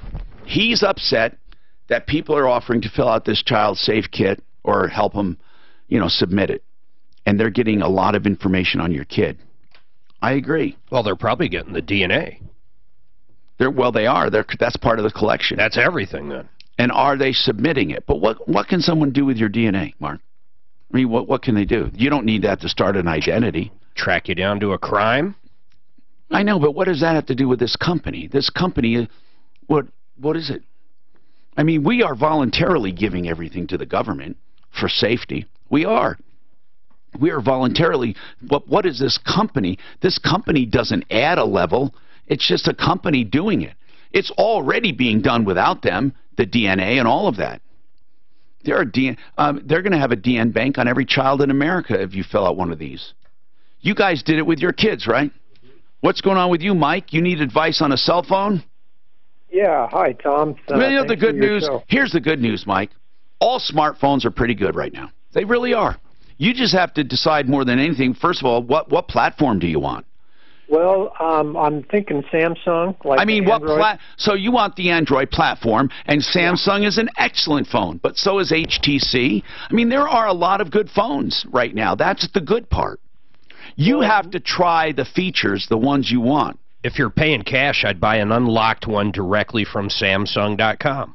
Okay, that's exactly what my question was. And if I do that, Mark, if are all GSM unlocked phones, they'll work pretty much on any GSM network? If they're correct? GSM, absolutely. Yeah. Have they done away with TDMA? Pretty much. Okay. So, and you just want one that they'll work any carrier, any country for the most part. So GSM unlocked. And unlocked. What do you have to lose, right? You can then upgrade anytime you put a new card in it. Yeah, and the cell phone company really sticks it to you when you buy one from them. Do they really? I mean, and they lock you into another 2-year plan. No, that's true. That's true. They want something for giving up something at a discount. How much does it normally cost, Mark, a phone through them? $900. $900. And how much would it cost through a carrier? Same. But you have to lock yourself down to a contract, so there is a benefit. Mark Trenner, here's his contact information. Trenner Law, 720-221-3708, 720-221-3708. You can also find him on my referral list at referrallist.com. And don't forget referrallist.com for help, information, and referrals. And remember, save all your problems from me. God! Mark, did you buy your phone? Did you buy your phone on Samsung? Yeah, Samsung. So you just take, like if I want to upgrade, I just take the card out that Verizon gave me? Yeah, and they usually have deals too, like you might, I don't know if you want to keep that one or not, but Samsung will usually give you X amount if you have an old Samsung. But it's just that card that you're thinking about. I mean, sure, if it's got a memory card to pull that out. Does it matter between your